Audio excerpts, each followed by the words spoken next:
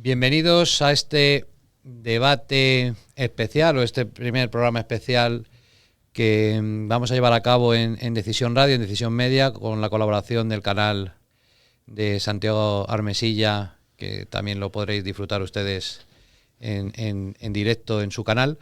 Este es un debate especial que, como bien saben ustedes, los seguidores de esta casa, uno de los principales lazos ideológicos o uno de los principales argumentos de la línea editorial de nuestra casa es la defensa de la hispanidad y de todo lo que corresponde con el hispanismo que nosotros defendemos y que nosotros promulgamos, ¿no?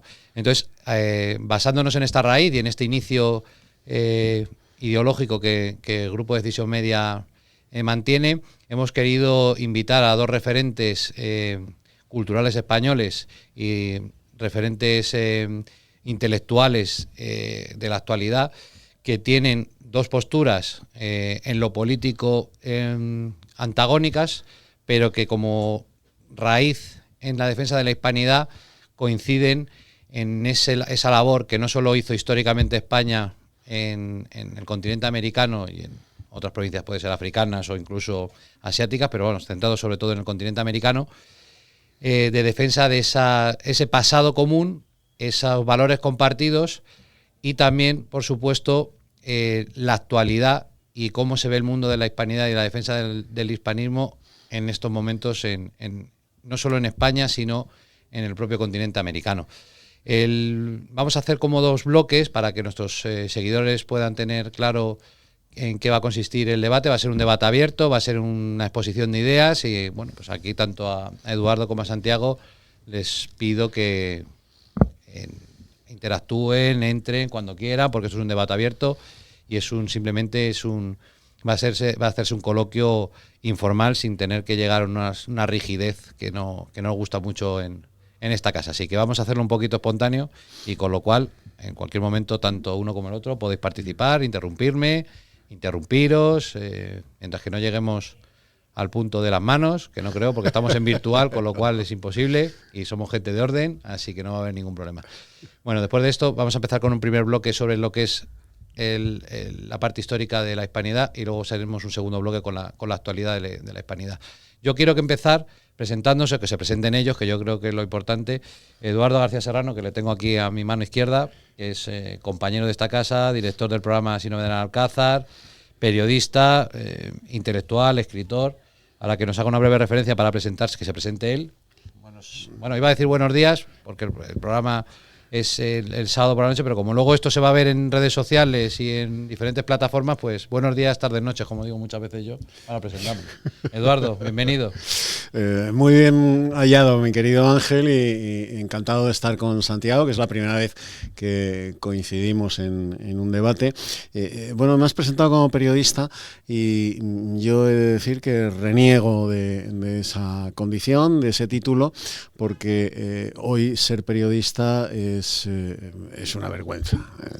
Es una profesión absolutamente corrompida, es una profesión de vendidos, es una profesión de lamebotas del poder, y yo me niego. Para mí es un insulto, yo sé que tú lo has hecho con la mejor intención, para mí es un insulto que se me diga que soy periodista. Efectivamente lo soy académicamente y lo soy profesionalmente desde los 19 años, pero el periodismo ha llegado a tal nivel de degeneración y de putrefacción intelectual que a mí me da vergüenza ejercer. Lo ejerces magníficamente. Periodista. Había un viejo adagio de finales del 19, principios del 20, en el que se decía: tu hijo es periodista. Mira, es mejor que me digas que toca el piano en un burdel a que me digas que es periodista. Bueno, pues yo soy pianista de burdel. Prefiero ser pianista de burdel a ser periodista, porque es una auténtica vergüenza. Por otra parte, soy, ya que me has pedido una pequeña definición, autodefinición, soy me voy a definir en pasado. Yo era español. Era español.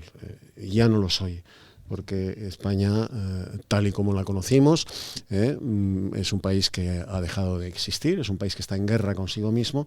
Entonces yo era español y vivo en ese pasado. Intelectualmente, históricamente, vivo en ese pasado y me dedico, en la medida de mis pobres posibilidades, pues a defender la historia de España, ¿no? Tan atacada, tan vilipendiada, tan vulnerada por el progresismo intelectualoide, ¿no?, de la izquierda, pero también de la derecha, ¿no? Esa sociedad española liderada por unos mequetrefes que han asumido como propios, y como se asume para los creyentes el Evangelio, han asumido la leyenda negra, han asumido que España debe andar de rodillas por el mundo pidiendo perdón por su épica, por su gesta y por la hispanidad, en definitiva, que es para lo que estamos aquí. Soy un firme defensor de la hispanidad, de la historia de España, de la verdad de España, ¿no? Y me considero un español del pasado, ¿no? No tanto un intelectual, pero sí un español del pasado que defiende la historia de lo que un día hizo de España la nación más grande del mundo, la nación que escribió sobre los mapas del mundo la historia más grande jamás contada, ¿no? Pues mira, como buena introducción para que nos presentemos al segundo invitado de este coloquio, que es Santiago Armesilla. Santiago Armesilla, que es politólogo, yo voy a decir, además, uno de los principales, ahora mismo, porque aunque él es politólogo y analista, una de las facetas más importantes por lo que mucha gente, el gran público le conoce, es por su labor en la comunicación en redes sociales, que yo creo que en eso, Santiago, eres yo creo que, y más incluso de la tendencia marxista, que es la que tú lideras y defiendes y promulgas, yo creo que eres ahora mismo uno de los principales actores tanto de la defensa de la hispanidad, a través de tus escritos y tus libros, como en tu canal, lógicamente, y en los debates que asistes, y también de este resurgimiento, que yo creo que lo estamos viendo y lo hemos analizado como fenómeno, sobre todo en mucha gente joven, del conocimiento del marxismo, que yo creo que además es una cosa que es importante analizarla, y es importante que haya un debate sobre la labor del marxismo y tanto su pasado, como vamos a hablar ahora de la hispanidad, como de su presente y su futuro. Santiago, bienvenido. Bueno, pues bien hallado y bueno, YouTube es un mundo muy curioso, porque es, digamos, el ámbito donde más me estoy moviendo a nivel de redes desde hace tiempo, es la red donde tengo más seguidores y la única matización es que, bueno, esto es una carrera de fondo a nivel audiovisual y yo sí expongo el marxismo, pero también expongo la filosofía de Gustavo Bueno. Yo entretejo a Marx con Gustavo Bueno, que para mí es el Hegel de la hispanidad, por decirlo de alguna manera, y en muchas cosas muy superior a Hegel a nivel de razonamientos. Y bueno, sí, como bien dices, soy politólogo de formación, no reniego de la carrera, como Eduardo de la profesión de periodista, aunque sí es verdad que a veces hay que dar bastantes collejas a los politólogos. Tengo un doctorado en economía, tengo un postdoctorado en economía iberoamericana, particularmente la argentina. Y aparte de eso, pues cuando me piden que me presente, pues siempre digo lo mismo. Nací, crecí, envejezco y moriré. Y si alguien quiere saber más detalles sobre mí, pues tiene mi página web, armesilla.org, mis redes sociales, que son pues TikTok, YouTube, bueno, YouTube, claro, en YouTube me pueden encontrar como Santiago Armesilla, en TikTok, en Twitter, en Instagram y en Facebook es @armesillacon de todo. Y bueno, pues también he escrito pues unos 8 libros y artículos académicos, no académicos, también he escrito en prensa en algún momento. Y bueno, pues ahora me dedico pues también al tema audiovisual, que es un ámbito muy bonito, donde uno aprende muchas cosas y la verdad es que es muy creativo. A veces tedioso, pero muy creativo. Y nada, pues aquí estoy para lo que queráis. Pues si os parece bien, voy a comenzar con la pregunta clave de este debate, ¿no? Que es el qué entendemos por hispanidad y qué concepto, porque vamos a empezar del pasado al presente, qué supone la hispanidad o qué supuso la hispanidad en el mundo, ¿no? Basándonos un poco tanto en el contexto histórico como en el desarrollo posteriormente de esa leyenda negra que nos ha ido persiguiendo y nos sigue persiguiendo en la actualidad. Empezamos contigo, Eduardo. Bueno, la hispanidad, partiendo de un hecho histórico y cartográfico, un imperio territorial, se conforma a través de la constitución de ese imperio y de la extensión de ese imperio territorial, se conforma en una forma de ser y de estar en el mundo, una forma de ser y de entender el mundo. Hoy el mundo está dividido entre dos maneras de ser y de estar, que es la hispanidad y el mundo anglosajón, fundamentalmente. Me refiero al mundo occidental, ¿no? La hispanidad nace, evidentemente, una vez que finaliza el periodo, larguísimo periodo de la reconquista de los reinos cristianos de la península ibérica, justo coincidiendo con la finalización, empieza esa gran gesta, esa gran aventura, que es la del descubrimiento del Nuevo Mundo. Y eso tenemos a gala que es obra de los españoles recién salidos de la reconquista de España, de Hispania, del mundo musulmán. Esos 800 años de reconquista forjan inevitablemente un pueblo muy especial. Un pueblo único en Europa, en Occidente y por lo tanto, por ende, en el mundo entero, que es el pueblo español, ¿no? Que aún no tenía la conciencia nacional que se va adquiriendo poco después, pero sí tenía esa forja común hecha, fraguada a través de 800 años casi de reconquista del Islam.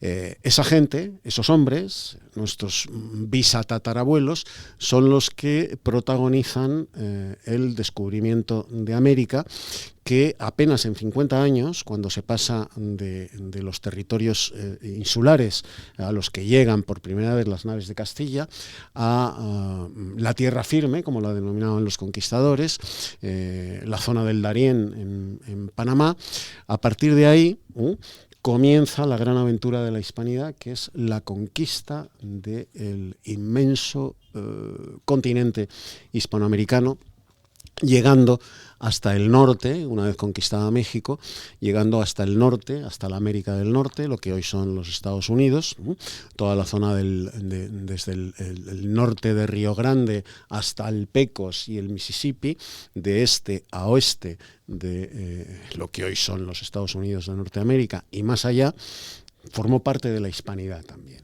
La hispanidad es esa forma de ser y de entender el mundo que los españoles llevan allende el Atlántico. Primero allende el Atlántico, luego allende el Pacífico, como tú has apuntado en la introducción, Hispanoasia, Hispanoáfrica, pero nos referimos fundamentalmente a la América hispana.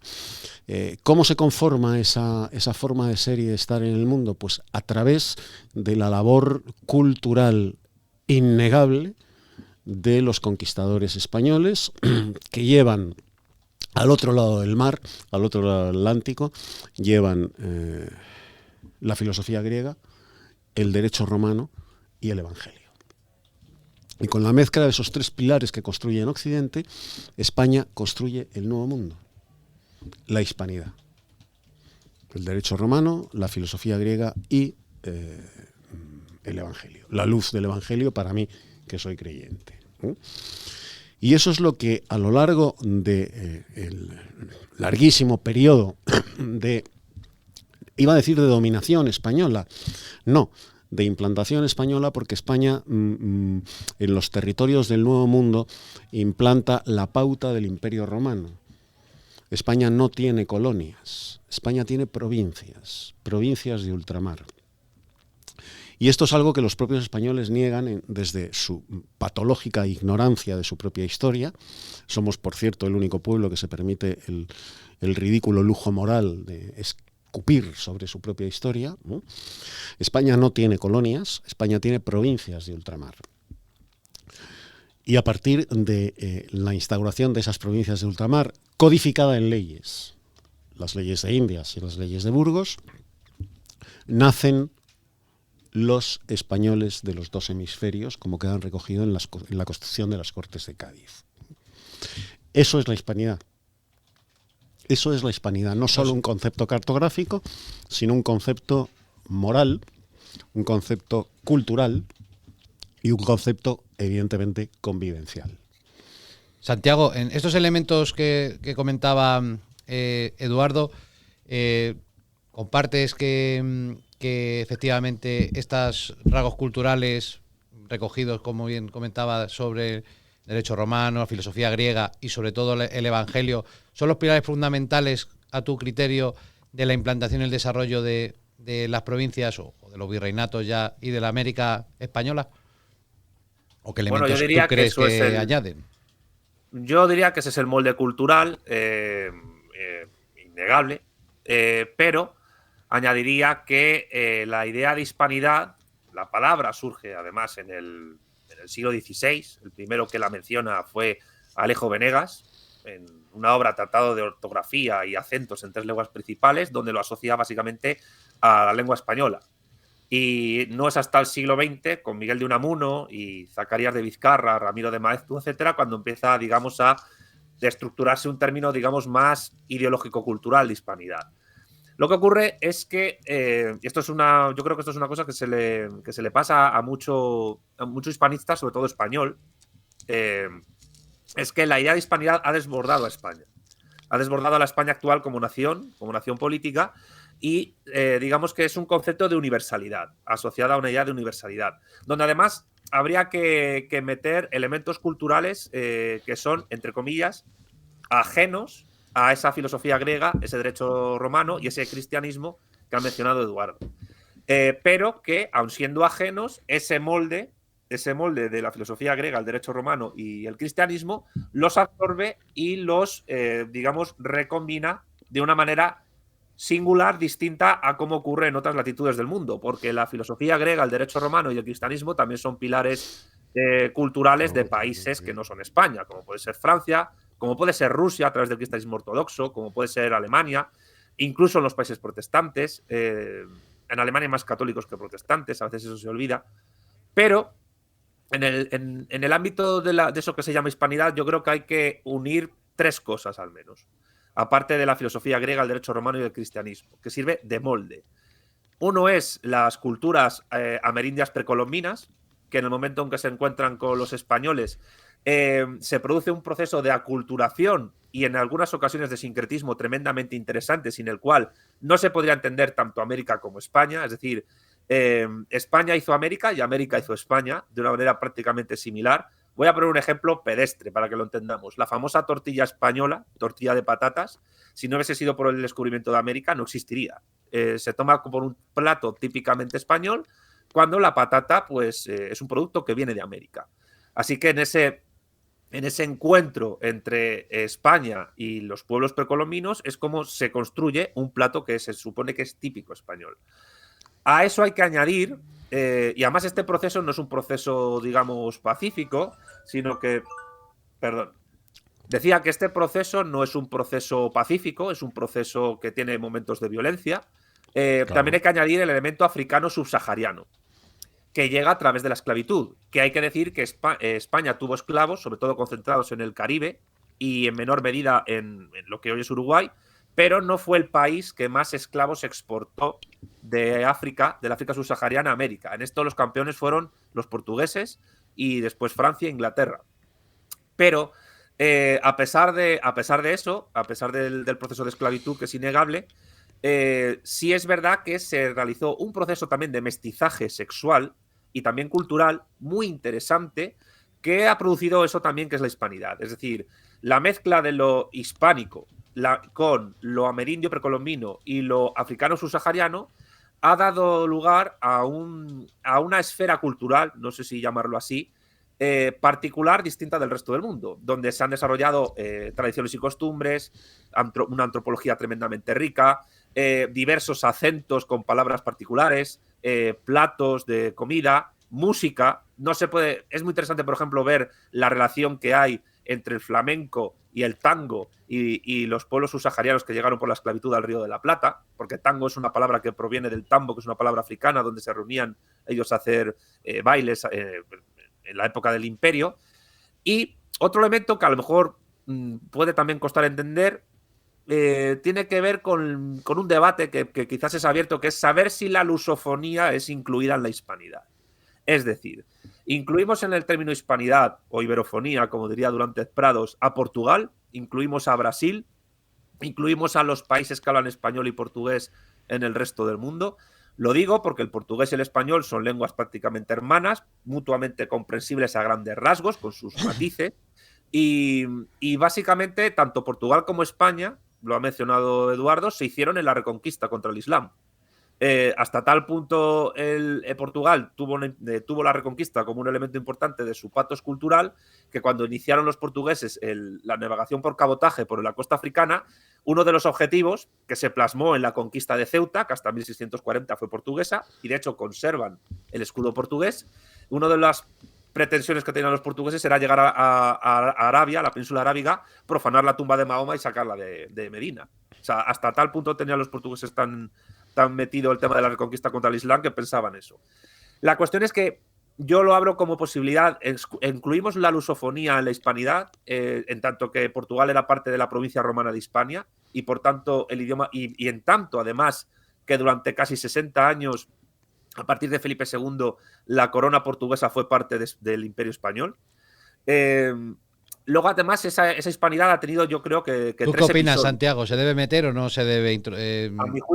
A mi juicio sí, pero conociendo también las relaciones de amistad que tuvieron Portugal e Inglaterra, pues prácticamente desde la Edad Media, y que han sido perjudiciales para España a nivel geopolítico e histórico. También perjudiciales para Portugal, pero yo creo que esto da para otro programa. Pero nosotros con Brasil tenemos una relación buena, digamos que es nuestro sobrino de Zumosol, por decirlo de alguna manera. Pero yo creo que en esta construcción de la hispanidad hay tres momentos. Uno es el momento de que va del descubrimiento hasta el inicio de la dinastía borbónica, que es el momento, digamos, de plenitud, que es el de los Austrias, el de la dinastía de los Habsburgo, el del régimen polisinodial, bueno, cosas históricas que sabemos todos, ¿no? Luego viene el cambio de dinastía con la Guerra de Sucesión. Con los Borbones hay un cambio en la gestión del imperio. Tiene un perfil. Es verdad que el Imperio Español no tuvo colonias en el sentido británico o neerlandés, pero sí es verdad que a partir de los Borbones hay un cambio en la gestión que sí tiene una orientación más colonial, inspirada en lo que estaba haciendo ya Francia en algunos lugares del mundo. Y el tercer momento, que es en el que nos encontramos ahora, es el momento que viene después de las independencias, que es el proceso que se inicia a inicios del siglo XIX con la balcanización del Imperio Español y la producción de una serie de países, casi una treintena de países en todo el mundo, que comparten este patos cultural que he dicho. Con lo cual, lo que sí se ha demostrado es que a pesar del fin del imperio, la hispanidad desborda a su cuna, desborda a su raíz, que es la península ibérica, y ahora mismo digamos que hay un gran puñado de naciones que comparten esos elementos culturales que yo he dicho y que nos dan esa riqueza y que nos dan esa particularidad que no tienen otros grupos civilizatorios, como pueda ser el mundo eslavo, el Asia, el Islam o el mundo anglosajón. Es decir, todo este proceso histórico es lo que nos da a nosotros esa singularidad. Una de las cuestiones, Eduardo, porque ahora yo quería sacar el tema de cuándo se produce estamos hablando de los primeros inicios de lo que fue el Imperio Español y el germen de la hispanidad, lógicamente. Luego os preguntaré sobre el tema del cambio de corona de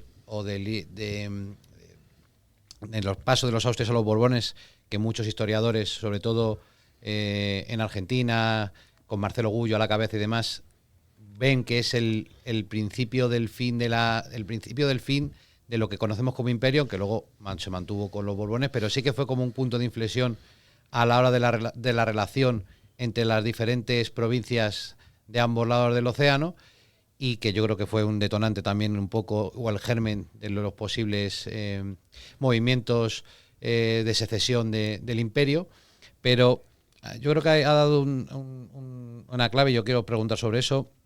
Eduardo, bueno, si quieres comentar algo, que no sé que estabas ahí sobre lo que comentó Santiago, para si quieres ahora introduzco la pregunta, pero bueno, si quieres comentar algo sobre lo que ha dicho Santiago, que yo creo que ahora sigo yo con la pregunta. Me interesa mucho subrayar una cuestión que ha planteado Santiago en la primera parte de esta su última intervención, que es la cuestión del mestizaje, ¿no?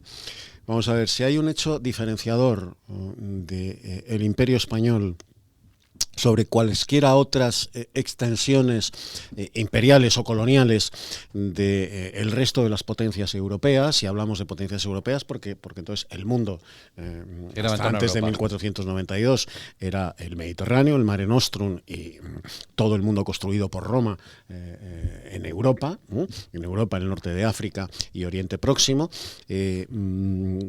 Solo hay una potencia en el mundo. Solo hay una potencia en el mundo que mezcla su sangre con la de los nativos. Mezcla su sangre en igualdad de derechos.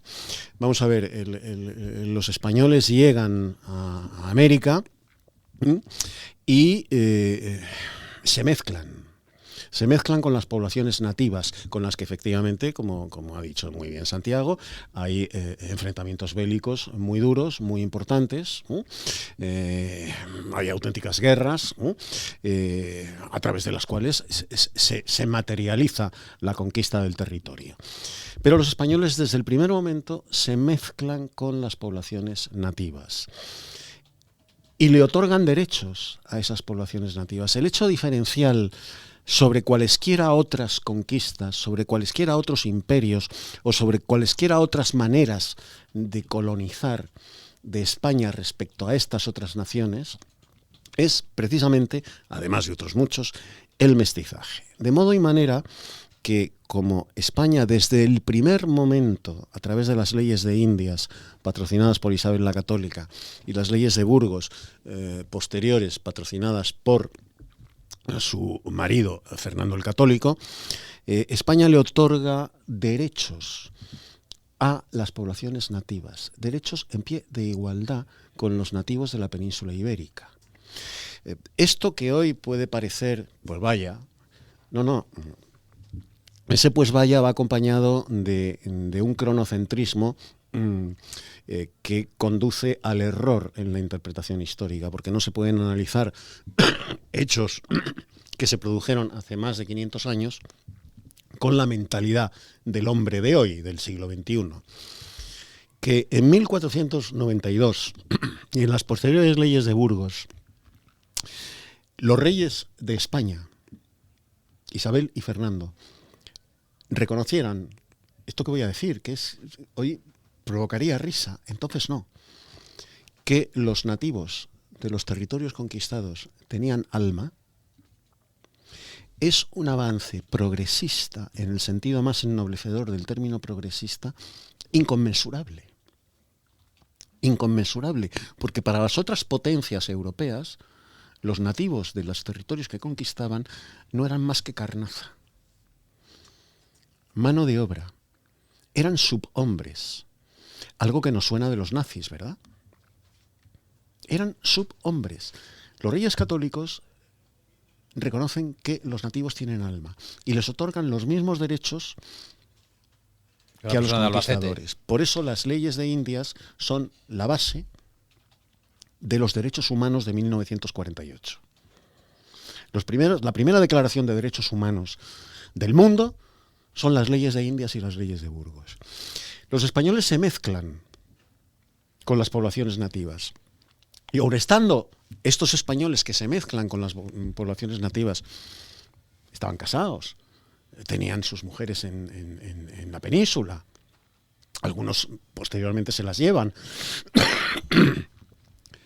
reconocen a los hijos que tienen con esas mujeres, les reconocen derechos como si fueran hijos legítimos. De modo y manera, repito, que por ejemplo el primer México no existe hasta que lo crea Cortés. El primer mexicano como tal se llama Martín Cortés, que es el hijo que Hernán Cortés tiene con Malinche.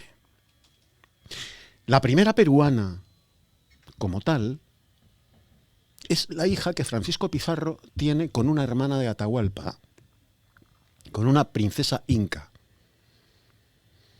La reconocen tanto Hernán Cortés como Francisco Pizarro, dejan en sus testamentos como herederos universales a sus hijos habidos con la Malinche y con la hermana de Atahualpa. Sí, yo creo que el mestizaje es uno de los puntos fundamentales, diferenciales quizá de cualquier otro tipo de movimiento imperial que había hasta la fecha o que luego posteriormente hubo con las potencias europeas. Santiago, aparte de que el mestizaje fue uno de los rasgos fundamentales de lo que es la hispanidad, ya hemos comentado en qué consistía la hispanidad. Yo quiero poner ahora foco en el debate, salvo que quieras tú comentar algo de lo que ha dicho Eduardo, que yo vuelvo a repetir que cuando queráis interrumpir, que esto es un debate, no creo que sea un poco monólogo. No, simplemente lo del mestizaje es totalmente cierto. Los portugueses también se mezclaron bastante con la población nativa, sí, y con los esclavos y con los descendientes de esclavos que llegaban. Es verdad que, voy a utilizar un término de Gustavo Bueno, el perfil del imperio español era más generador que depredador, y Portugal estaría a mitad de camino entre España e Inglaterra en ese sentido.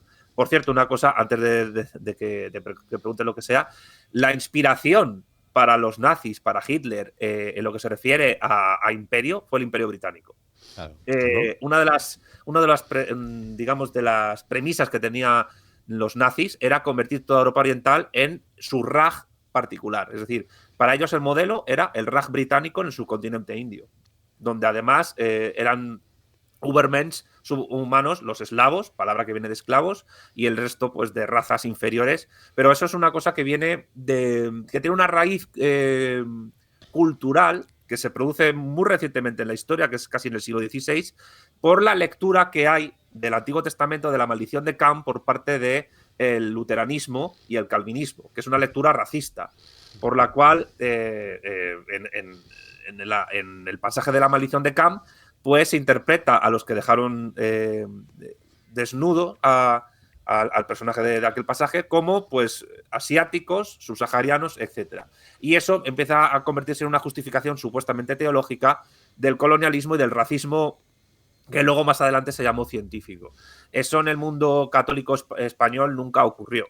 Sí es verdad que las leyes de Burgos tuvieron dificultades para aplicarse en un principio, en un momento dado, luego llegaron las leyes nuevas, pero, claro, en un territorio tan vasto como el que se estaba conquistando, con las dificultades para la comunicación que había del siglo XVI al XVII, pues es normal que a veces se cometieran abusos y no se pudieran aplicar las leyes tal y como se quería. Pero para eso se estaban reformando, existían los juicios de residencia y los gobernadores y funcionarios españoles que estaban allí eran evaluados constantemente, tratando de evitar que se produjera una cosa que ocurría al principio, que era la República de los Indios y la República de los Españoles. Efectivamente. Esto es un matiz muy importante de decir, y es que, aunque esas leyes eran difíciles de aplicar, existían y se aplicaban. Mientras que en otros imperios nunca existieron leyes similares. Los matrimonios mixtos interraciales se empiezan a dar en España prácticamente desde finales del siglo XV, viviendo todavía Colón. Hay que irse al siglo XX para encontrar un estado de Estados Unidos, de los Estados Unidos de Norteamérica ya independientes, donde sea ya legal un matrimonio interracial entre una persona blanca y una persona negra. Mira, sí es cierto esto que está diciendo Santiago de la pauta, digamos, del canon imperial alemán, que está copiado directamente del inglés. Lo que ha comentado de la expansión hacia la Europa del Este, que Alemania ha considerado siempre, no solo con Hitler, con Hitler por supuesto, ¿no? Pero también antes de Hitler, con el Kaiser, con los Kaisers, ha considerado territorio, bueno, pues alemán, germánico, porque los germanos han considerado a los eslavos sus primos pequeños y tontos. Winston Churchill, un tan alabado Winston Churchill, que se opone ferozmente a los movimientos independentistas en la India, el argumento de Winston Churchill para que la India siguiese bajo el Imperio Británico, el argumento de Winston Churchill es que los hindúes, eran subhombres incapaces de gobernarse a sí mismos y que necesitaban al hombre blanco, o sea, al británico, para meterlos en vereda, educarlos y gobernarlos. Bueno, de hecho, los ingleses es el mismo argumento. Introdujeron otra vez el sistema de castas que se había eliminado en la India y no fueron los propios ingleses los que lo promocionaron para controlar esa ingente población que había. Argumento de los nazis respecto de los judíos, respecto de los eslavos, respecto de los pueblos latinos. Es el mismo argumento. Y ha comentado otra cosa, Santiago, que yo quiero puntualizar para reforzar su argumento. La caída en desgracia de Colón ante los reyes católicos no es motivada por un problema de soberbia del almirante de la mar Océana, de Cristóbal Colón, por un problema de ego desmesurado, ¿no?, de Cristóbal Colón. Claro, Cristóbal Colón encabeza la expedición que le abre a Europa, o sea, al mundo, la otra cara del planeta, la otra cara del mundo. Es un hecho de dimensiones mucho más importantes y mucho más rentables para la humanidad que la llegada del hombre a la Luna, ¿eh? Ojo, en lo que estamos hablando. La caída en desgracia de Cristóbal Colón ante los reyes católicos y el castigo que le infligen los reyes católicos a Cristóbal Colón no es por su ego hipertrofiado. Es porque Cristóbal Colón, que es un hombre que viene de la cultura italiana, genovés, es partidario de la esclavitud. Es partidario de esclavizar a las poblaciones nativas. Y se dedica a ello. Se pone manos a la obra y es denunciado ante los reyes católicos. Y son los reyes católicos los que le hacen caer en desgracia por practicar la esclavitud con las poblaciones nativas. Y estamos hablando del principio de la conquista. Sí, sí. No es por un problema de soberbia y de ego de Cristóbal Colón. No, no, no. Es un problema de la mentalidad de Cristóbal Colón, que viene con la mentalidad genovesa, por lo tanto italiana, por lo tanto europea, excepto la española, que por eso digo que es absolutamente revolucionaria la conquista española, las leyes de Indias y las posteriores de Burgos. Absolutamente revolucionarias para la mentalidad de la época. Y Cristóbal Colón se pone a practicar la esclavitud, a hacer negocio con la esclavitud, y es algo que horroriza a los reyes católicos y por eso le hacen caer en desgracia. En esta, bueno, no sé si tienes algo que añadir a ti, Santiago, sobre esto. No, simplemente Colón y su grupo más cercano infligían unos castigos terribles a los indios que se encontraban en las islas del Caribe, y eso fue básicamente lo que le defenestró socialmente. Y de hecho, su rehabilitación histórica es también muy reciente en la historia. Se da prácticamente en el siglo XIX. Es en el siglo XIX cuando empiezan a erigirse estatuas a Colón, ya con las repúblicas independizadas, y en Estados Unidos particularmente por el impulso de los italoamericanos.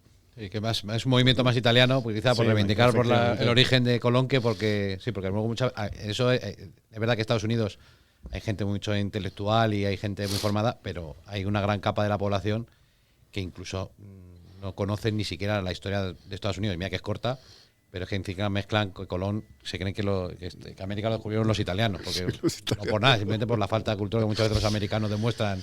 Pero es gracioso porque Italia no existía. No, ya, pero como país es más antigua Guatemala o Costa Rica que Italia. Italia nace en 1861. De hecho, Italia ha estado más años, o gran parte de Italia, bajo el Imperio Español que independiente, por supuesto. O sea, por supuesto. Como país, por supuesto, pero ya incluso como razón de ser tendría más raíz española incluso que propiamente italiana. Ahí se podría hablar, fíjate, en el caso de Italia, de las conquistas que Garibaldi hizo del antiguo reino de Nápoles a sangre y fuego, y que eso es la raíz real de la desigualdad económica que existe entre el norte y el sur del país. Efectivamente.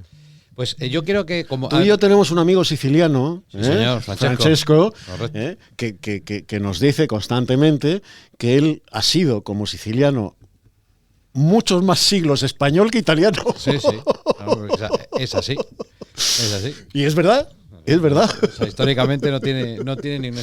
Yo creo, como además Santiago lo ha dividido muy bien, los tres periodos que yo creo, vamos a seguir continuando con esto, que para empezar ya con la polémica, porque nos vamos calentando, hemos hecho este sparring de buena voluntad, pero ahora vamos a empezar un poquito ya. Yo creo que la segunda fase del imperio, con el cambio de dinastía de los Austrias a los Borbones, eso está analizado y estudiado mucho, sobre todo por hispanistas que, como bien decía Santiago, en América han tenido yo creo que, siendo Argentina además uno de los países principales de exportadores de hispanistas actuales, yo creo que ese cambio dinástico provoca, como decíamos, un punto de inflexión en lo que era la conexión entre las dos Españas, la España peninsular y la España americana. ¿En qué medida, Santiago, crees que ese cambio de dinastía pudo provocar o ser germen un poco, si crees que fue así, de los movimientos que luego se provocarían en el siglo XIX, principio del siglo XIX? Bueno, hay muchos cambios administrativos que se producen en el momento en que los Borbones se asientan en el trono español. En primer lugar, es una dinastía de origen francés, la borbónica, y hasta cierto punto Felipe V actúa como un administrador del Imperio Español bajo las órdenes oficiosas de Luis XIV, el rey sol francés. Eso conllevó pues un cambio de gestión en los virreinatos, en las reales audiencias y las capitanías generales enorme, hasta el punto de que es con los Borbones cuando el virreinato del Perú se divide en tres. Antes, lo que era la América Española del sur, y después de la independencia de Brasil en 1640, independencia me refiero del Imperio Portugués respecto de España, que es la segunda independencia. Pues la primera fue del Reino de León en la Edad Media, y la segunda es con los Braganza. Los Borbones dividen el virreinato del Perú en tres: el virreinato del Perú propiamente dicho, el virreinato de Nueva Granada y el virreinato del Río de la Plata.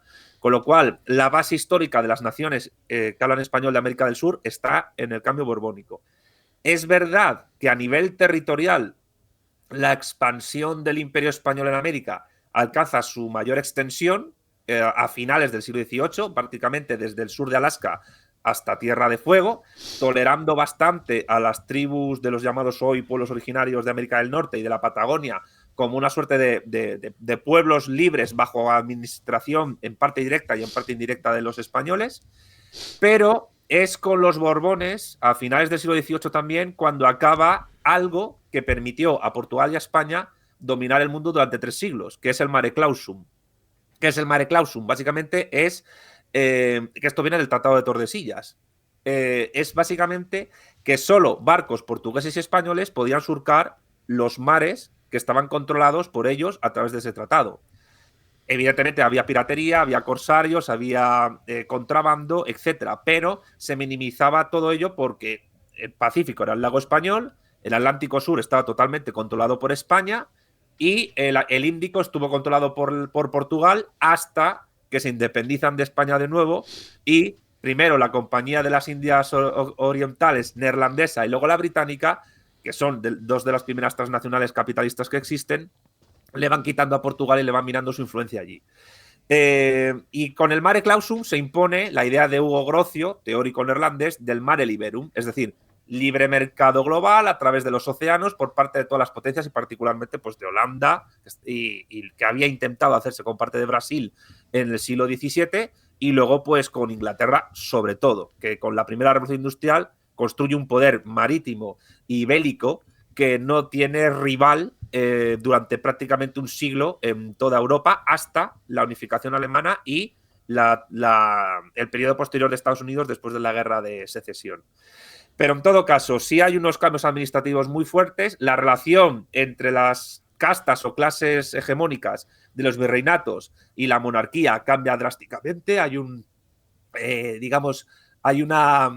empiezan a perder privilegios y esto empieza a conllevar ciertos motines de ciertos terratenientes. No se puede entender a Tupac Amaru II sin estos cambios administrativos. Y luego, pues tampoco la familia de Bolívar, que tiene origen español, pues el posterior llamado Libertador, pues también se ve agraviada por esos cambios. Aunque hay que decir, y esto creo que es un matiz importante, que aunque María Elvira Rocabarea en su libro Fracasología tiene una frase muy interesante donde afirma que cuando llega Carlos III al poder en España, un Borbón, que empieza a cerrar un montón de universidades en América y en España que había creado los Austrias, y eso mina enormemente el mundo académico del imperio.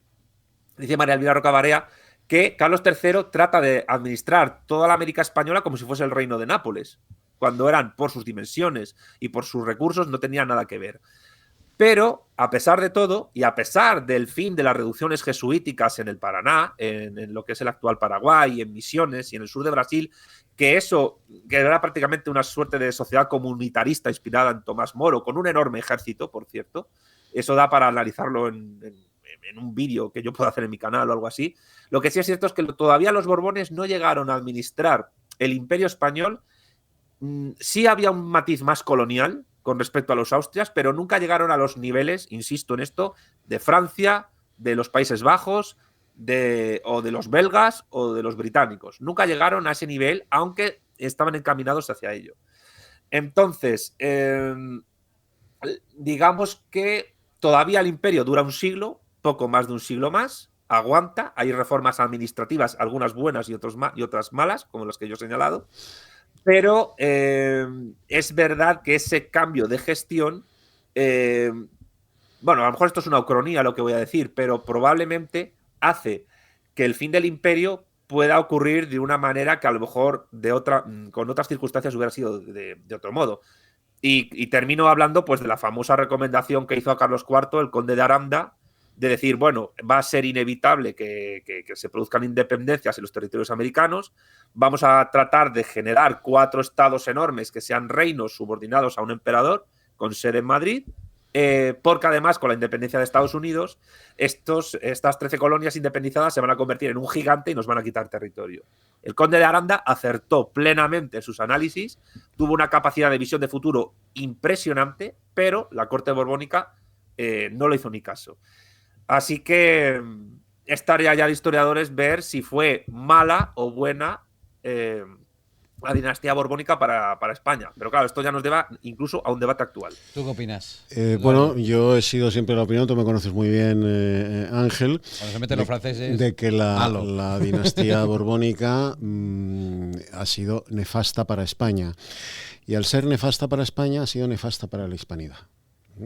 Como ha explicado muy bien Santiago, con los Borbones se empieza a gestar, se empieza a incubar lo que a principios del siglo XIX, tras finalizar la Guerra de Independencia Española, fue la rebelión llevada a cabo a través de las guerras civiles, porque no fueron otra cosa más que guerras civiles, las guerras de independencia de Hispanoamérica. Se empieza a gestar precisamente con la llegada de los Borbones a España, con los Borbones sentados ya en el trono, con ese cambio administrativo que llevan a cabo en todos los territorios hispanoamericanos los Borbones, desde Felipe V hasta que perdemos en 1898 Cuba, Puerto Rico, Filipinas y la isla de Guam, que es la debacle final del Imperio Español, y esto se gesta con los Borbones. La revolución de los criollos, la revuelta de los criollos, no es un hecho que surja como los níscalos después de la lluvia, es un hecho que se viene gestando desde ese cambio administrativo que introducen los Borbones, como bien ha señalado Santiago, y que va en detrimento de la unidad territorial, de la unidad moral, espiritual y política de las provincias de ultramar, que son los territorios hispanoamericanos, así reflejados como último aliento de los Trastámara y de los Austrias en la constitución de las Cortes de Cádiz, ¿no? La España de los dos hemisferios. Bueno, pues la España de los dos hemisferios se la cargan los Borbones. Yo ahora, como quiero introducir ya nos vamos calentando un poquito de picante al asunto, Santiago, yo creo que hay un elemento que es importante, aparte del cambio de dinastía, no sé si coincidís conmigo, que es la época moderna en el sentido, y ya vamos a meternos en economía, con el surgimiento del liberalismo. Y os digo el porqué, a ver si coincidís conmigo. El liberalismo, que lógicamente es una doctrina que no es originaria de España, lógicamente, aunque podemos hablar de la escuela de Salamanca, la primera teoría económica, pero no tienen, esa es, pero no es liberal. Es bueno, si me permites un matiz, perdón. La palabra liberalismo sí surge en España. Sí, pero... es decir, la palabra liberal surge en la Edad Media, es sinónimo de generoso, además. Tú nada más entrar en el Drive ves que la primera acepción es liberal, generoso. Pero viene de la distinción entre las artes liberales y las serviles. Las artes liberales eran lo que hoy se conoce como las profesiones liberales, los médicos, los teólogos, los científicos, mientras que las artes serviles en la Edad Media eran los artesanos, los campesinos, los proletarios incipientes, etc. El primer movimiento político que se llama a sí mismo liberal es español, es el de las Cortes de Cádiz, pero no tiene los parámetros. Hay influencia ilustrada, evidentemente, pero también hay un componente interno de evolución que nace, pues, por ejemplo, con la Escuela de Salamanca, que nunca fue liberal, por cierto. Yo por eso. recomiendo mucho el libro de Daniel Marín, Destapando el liberalismo, la Escuela Austríaca no nace en Salamanca. Es para mí un libro de obligada lectura. Sí. Pero lo que quiero decir es que también parten, pues, de las tradiciones políticas propias de la Edad Media castellana y aragonesa, particularmente de las Cortes de León, que es el origen demostrado del parlamentarismo en Europa occidental. Pero el término liberal fue apropiado en el siglo XIX por una tradición añeja a la española, que es la tradición Whig, que surge en Inglaterra. Exactamente. Y son los Whigs los que, tanto en Inglaterra como en Estados Unidos, se apropian del término liberal, pero le infunden ideas propias de ellos, que vienen sobre todo del nominalismo de Ockham y que pasan a la edad moderna con John Locke y David Hume, y con la influencia de la filosofía alemana de Kant. Me parece que ese matiz es importante porque eso explica que, aunque el término liberal surge en España, y el siglo XIX es el siglo liberal por excelencia español, sin embargo, hoy día lo que se llaman liberales en España son mayormente Whigs anglosajonizados que han olvidado la tradición liberal propia autóctona del mundo hispano. Exactamente. Pues es que ese es el matiz importante que quería introducir, porque ahora es donde vamos a entrar un poco ya en el debate ya más político, porque hemos hecho una reflexión histórica, que era la primera parte de este coloquio, y ahora vamos a entrar en la parte más ideológica y política. El liberalismo, ¿por qué digo que el liberalismo...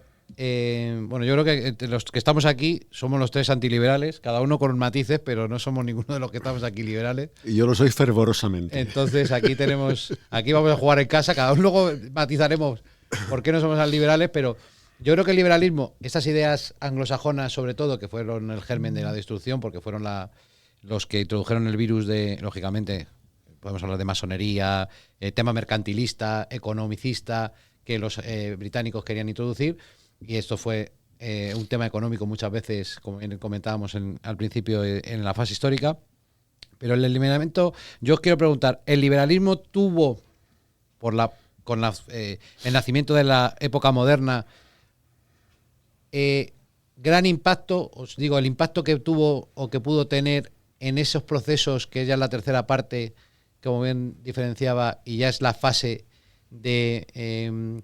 balcanización de las provincias y de los virreinatos españoles. ¿El liberalismo fue germen, a vuestro entender, de esa disgregación? ¿O el liberalismo, como bien decía Santiago, británico, no el entendido, no el español, sino el británico, pudo influir en eso? ¿O no creéis que el impacto que tuvo el liberalismo en ese proceso de destrucción, autodestrucción del imperio, fue un tema menor?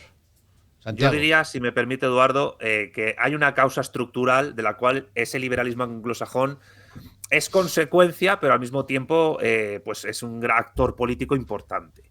Bueno, para saber cómo de influyente fue el liberalismo, tanto el español como el de influencia anglosajona en España y en las naciones hispanoamericanas independizadas, no hay más, yo creo, que estudiar los efectos económicos que tuvieron las desamortizaciones de Mendizábal y Madoz en España del siglo XIX, o las que hubo, por ejemplo, en Argentina, en Perú, en Colombia o en México, que básicamente, pues, siguiendo el razonamiento de Marx en El Capital de la acumulación originaria que se produjo con la Reforma Protestante en el siglo XVI en Alemania y en los Países Bajos, pues fue el latrocinio por parte del Estado liberal de las tierras comunales de los campesinos protegidos por la Iglesia Católica. Y en ese latrocinio, que es fundamental para construir la nación política contemporánea, sin embargo, se produce una privatización de tierras donde determinadas castas políticas, tanto burguesas como nobles, se apropian de territorios comunales que antes eran de la Iglesia, se las dan entre sus amigos, incluso se dan títulos nobiliarios para justificarlo. Que en el siglo XIX español, el número de títulos nobiliarios nuevos que se expeden son enormes.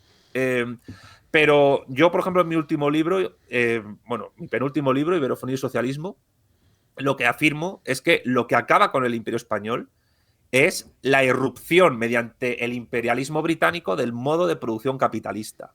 Un modo de producción que se empieza a gestar en la Baja Edad Media, que tiene en el latrocinio de las tierras comunales campesinas protegidas por la Iglesia Católica del siglo XV y XVI en un punto de inflexión enorme a través de la Reforma Protestante, luteranos, anglicanos y calvinistas, y que con la primera Revolución Industrial pues genera un poder bélico, militar y económico y comercial tremendo, que acaba minando a un imperio que durante 3 siglos, el Imperio Español y en parte el portugués, pero sobre todo el español, trata de construir no voy a decir una extensión de la Edad Media, porque José Carlos Mariátegui, marxista peruano, decía que lo que hace España en América es una continuación de la Reconquista, y yo creo que en esto tiene razón, pero es otro momento histórico, porque el mundo antiguo con el descubrimiento de América se derrumba, cambia completamente. Estamos ante una visión nueva del mundo y de la historia.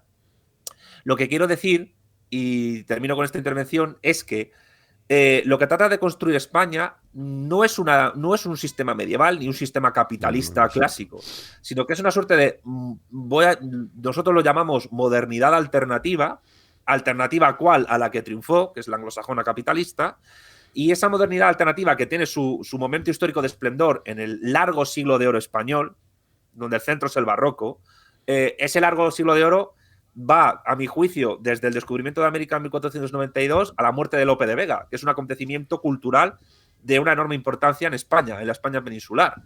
Y es en ese siglo de oro lo que España trata de hacer es construir una cosa nueva, distinta a todo lo que hay, y que supone un peligro para los nuevos poderes que están emergiendo, pues manufactureros en Inglaterra, en los Países Bajos, etc. Y el ataque al mare clausum es clave en esto. Por tanto, ¿qué es lo que derrota al Imperio Español? Y esta es una de las tesis pues, que son polémicas para algunas personas, tanto marxistas como no marxistas. Es que lo que acaba con el Imperio Español realmente es el capitalismo. Es la irrupción del capitalismo como modo de producción impulsado desde los imperios anglosajones. Quien mejor ha resumido, esto a Eduardo le va a gustar o le va a sorprender, pero quien mejor ha resumido con una sola frase por qué cae el Imperio Español fue Carlos Marx. En una nota a pie de página del Capital, del tomo 1, Marx hace una analogía entre España y el Quijote, porque se entiende que Don Quijote es el espejo de la nación española, y esto es algo que es universal incluso para los extranjeros, y dice Marx en el Capital en esa frase: ya Don Quijote pagó caro el error de creer que la caballería andante era compatible con todas las formas económicas de sociedad. Si el Quijote se dedicaba a desfacer entuertos y a implantar la justicia, luego llamada justicia social, a partir de los jesuitas de Luigi Taparelli y de la Rerum Novarum, en el resto del mundo, el problema es que en la implantación de esa justicia social no se podía hacer en un mundo que ya estaba cambiando, impulsándose desde el norte y el occidente europeo, y que tanto Portugal como España habían abierto los mercados del mundo a ese mundo, de esa fuerza enorme de la modernidad que se impulsaba, pero sin saber, como cuando Pandora abrió la caja, las fuerzas que desataría. Así que eso fue lo que acabó con el Imperio Español. Y eso explica, y con esto termino ya, por qué a los países hispanos les ha costado tanto, incluida España, digamos, homologarse al canon capitalista liberal, Whig, que los países frugales, que se llaman ahora en Europa, nos han impuesto. Hasta el punto que, ¿por qué nos llaman pigs? Nos llaman pigs porque nunca hemos llegado a alcanzar ese canon.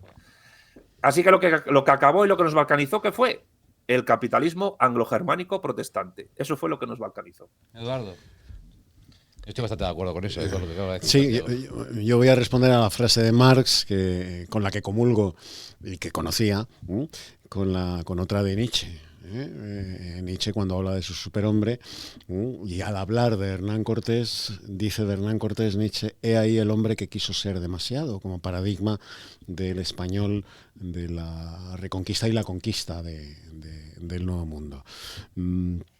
Esto que ha narrado también Santiago tiene un origen que está más lejos de la conquista.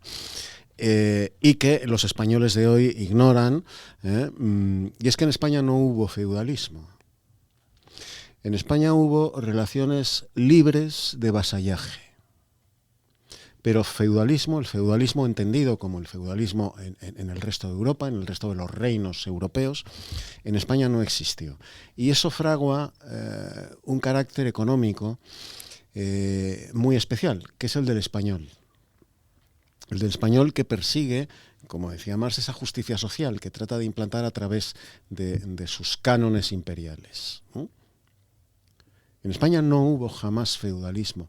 Hubo relaciones de vasallaje entre el señor y el vasallo libremente asumidas. Do des. Me das para que te dé. Pero nuestra relación es entre hombres libres. Y esto surge en la Reconquista. surge en la Reconquista. Los hombres libres van reconquistando terreno y se fragua así a través de 800 años, ¿no? Y son señores del terreno que conquistan, en absoluta libertad. Esto es un hecho inédito en Europa, singular, genuino. No se da en la Europa medieval más que en España. Y eso fragua ese carácter económico también y de relaciones laborales que España lleva al Nuevo Mundo. Y esto se perturba, como he dicho muy bien, Santiago, a través de ese capitalismo, a través de ese liberalismo, de corte anglosajón, y a través de lo que los engloba a los dos, la masonería, que es la pólvora que incendia la revolución de los criollos contra la madre patria, contra España, en contra de la voluntad de los nativos. Los nativos no deseaban esa independencia, porque se sentían abrigados, protegidos por la corona de España. Y cuando empieza el genocidio, el auténtico genocidio, que se ha echado sobre los hombros de España, es precisamente a partir de la independencia, con la llegada al poder de los criollos, los masones, los liberales y los capitalistas. Y son los que practican el genocidio una vez conseguidas las independencias, con las poblaciones nativas. Algo que no sucedió jamás con la corona de España, ni con los Austrias, ni con los Borbones.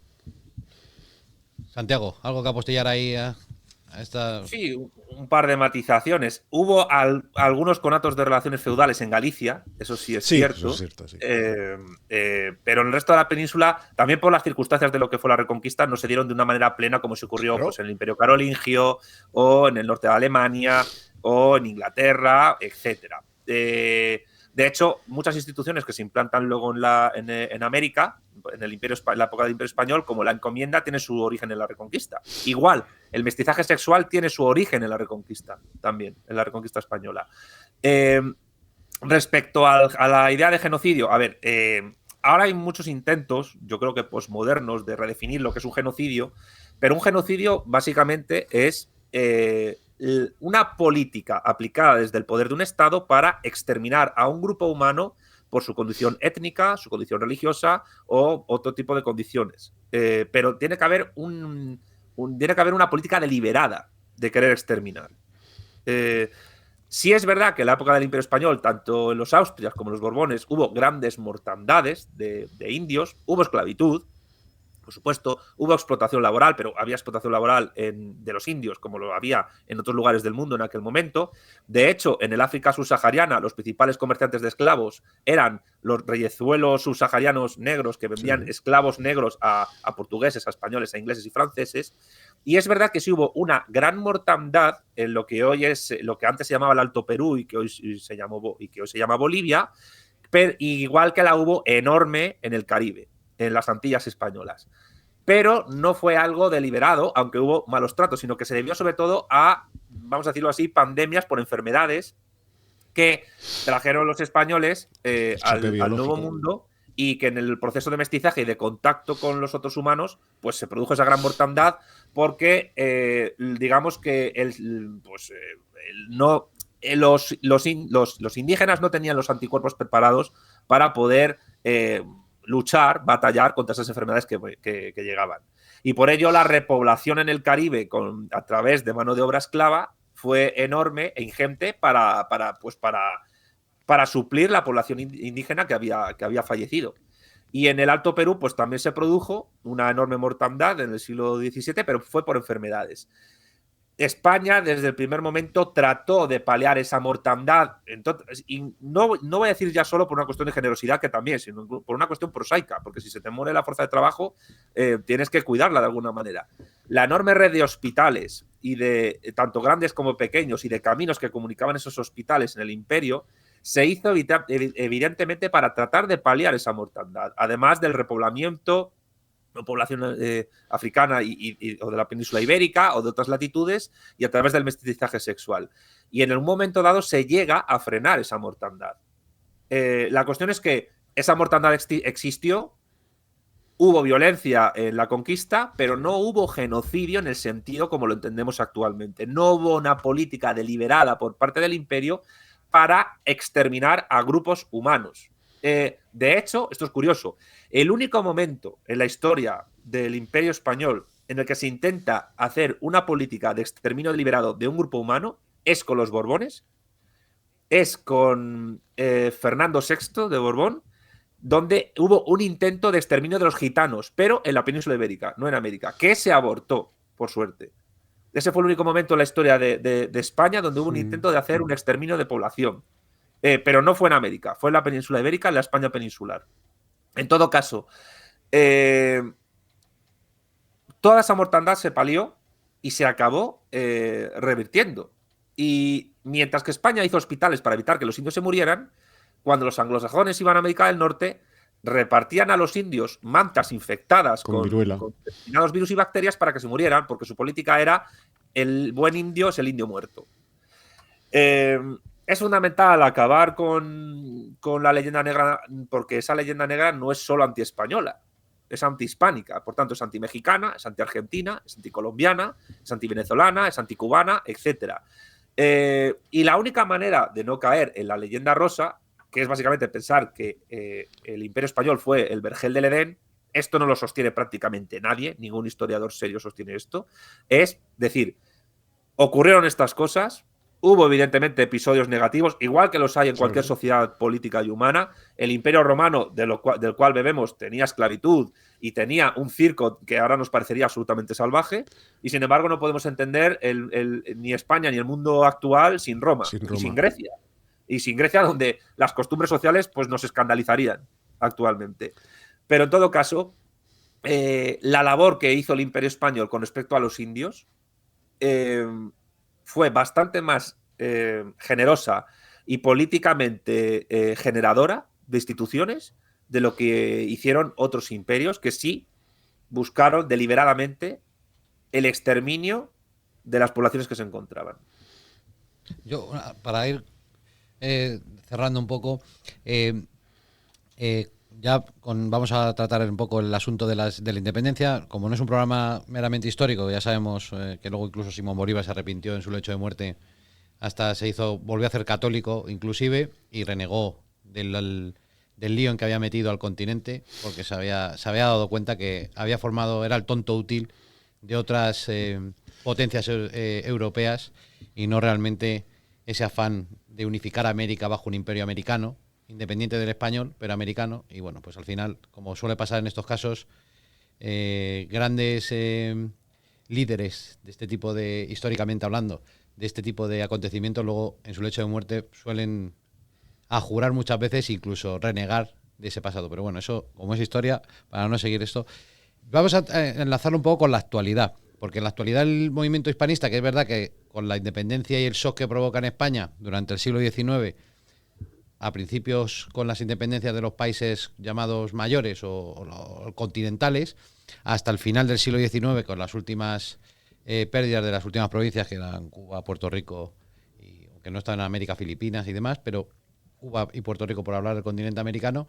Ese siglo XIX yo creo que fue un siglo que en España, tanto a nivel interno como a nivel externo en el sentido de imperial, fue un siglo devastador, porque ya no tanto económica, social y demás, sino sobre todo psicológico, ¿no? Yo creo que ese siglo XIX provoca en España las primeras, las guerras carlistas, las diferentes guerras civiles en el propio territorio español, y sobre todo yo creo que es un shock psicológico porque descoloca a España, porque claro, 3 siglos de historia común de repente se desquebrajan y dejan muchas veces, hasta luego la aparición de los Ortega, filósofos y intelectuales que vuelven un poco a mirar esa raíz, pero ese siglo XIX yo creo que fue devastador, ¿no, Eduardo? Psicológicamente hablando, para lo que es la sociedad española, porque se queda un poco como diciendo, hemos perdido la identidad, no que hayamos perdido el territorio porque sí, sino que hemos perdido como la esencia del español. Para mí, no sé qué opinará Santiago, para mí es el peor siglo de la historia de España. el siglo XIX, que comienza con la invasión napoleónica, comienza con la guerra de la independencia, sigue con la traición una vez consumada la victoria sobre las tropas francesas en 1814, sigue con la traición de ese Borbón nefasto que fue Fernando VII, que provoca las guerras carlistas. Es un siglo absolutamente desastroso. Es un siglo que está a punto de destruir la nación española, que culmina con la proclamación, no culmina el siglo, pero culmina ese proceso de destrucción con la proclamación de la Primera República Española, que es un absoluto desastre, en la que se mezclan las guerras cantonales con las guerras carlistas.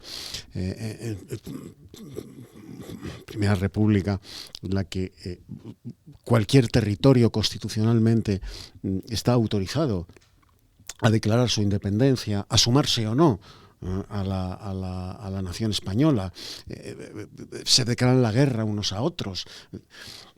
En fin, es un siglo nefasto que termina en 1898 con, no podía ser de otra manera, con la finalización del Imperio Español. Las guerras con los norteamericanos, en Filipinas, en Cuba, Puerto Rico y la isla de Guam. Y ese es el epitafio del siglo XIX español, 1898, con todo lo que has apuntado tú, que trae detrás la generación del 98, el pesimismo, la pérdida de identidad, una situación espantosa que yo creo que todavía arrastramos hoy de la peor de las maneras posibles, con una población que ignora por qué es como es, por qué piensa como piensa y por qué desprecia a su propia nación como la desprecia, desde esa ignorancia absoluta del espíritu del 98. Santiago, no sé si tú coincides que el siglo XIX no fue nuestro mejor momento. Bueno, fue el siglo en el cual España, que antes era una palabra asociada básicamente a una civilización, acabó reducida a un territorio que es el núcleo de esa civilización, y ver dónde hay que incluir a Portugal. Que ya la independencia de Portugal fue una catástrofe. Yo creo que esto también habría que decirlo, porque perdimos prácticamente la gran mayor parte del litoral atlántico y eso nos hubiera supuesto un control sobre el Atlántico Norte mucho más importante del que luego tuvimos. Pero es el siglo donde España se queda reducida a un territorio de la península ibérica, de una pequeña parte de una península europea, de un viejo mundo que junta África, Europa y Asia. A eso ha quedado reducido y algunas islas, Baleares y Canarias. Eso ha quedado reducido España, porque antes España era un imperio donde la capital administrativa estaba en Madrid, pero la ciudad más importante era la Ciudad de México. Yo utilizo este símil, es decir, pensemos que Madrid era Washington y la Ciudad de México era Nueva York y Lima era Los Ángeles. Esa era la forma en que estaba organizado lo que era España. La idea de nación española por primera vez se empieza a asociar a todo el imperio en el siglo XVI. Y bueno, excuso decir la importancia que tiene el artículo 1 de la Constitución liberal, hispano-liberal, de Cádiz, ¿no? La nación española es la unión de los españoles de ambos hemisferios. ¿Qué es lo que ocurre en el siglo XIX? Que la unión de los españoles de ambos hemisferios se rompe. Y se rompe por la irrupción de ese capitalismo, impulsado primero por el Imperio Británico y luego de una manera más refinada, más compleja, más perfeccionada por los Estados Unidos de Norteamérica, no de América, porque América es todo el continente, pero ellos se han apropiado del término de un continente entero. En todo caso, pues se producen 3 guerras civiles. Yo diría, incluso, no soy el único que lo piensa, que la Guerra Civil Española del 36 al 39 sería la última guerra carlista, en cierto sentido, ¿no? Pero el siglo XIX es un siglo muy tremendo, no solo para España, lo es para Argentina, lo es para México, que pierde más de la mitad de su territorio después de la intervención de Estados Unidos y el Tratado de Guadalupe Hidalgo. Lo es para América Central, que se balcaniza en 5 estados, básicamente. La Capitanía General de Guatemala de la que surge la República Centroamericana, se rompe completamente.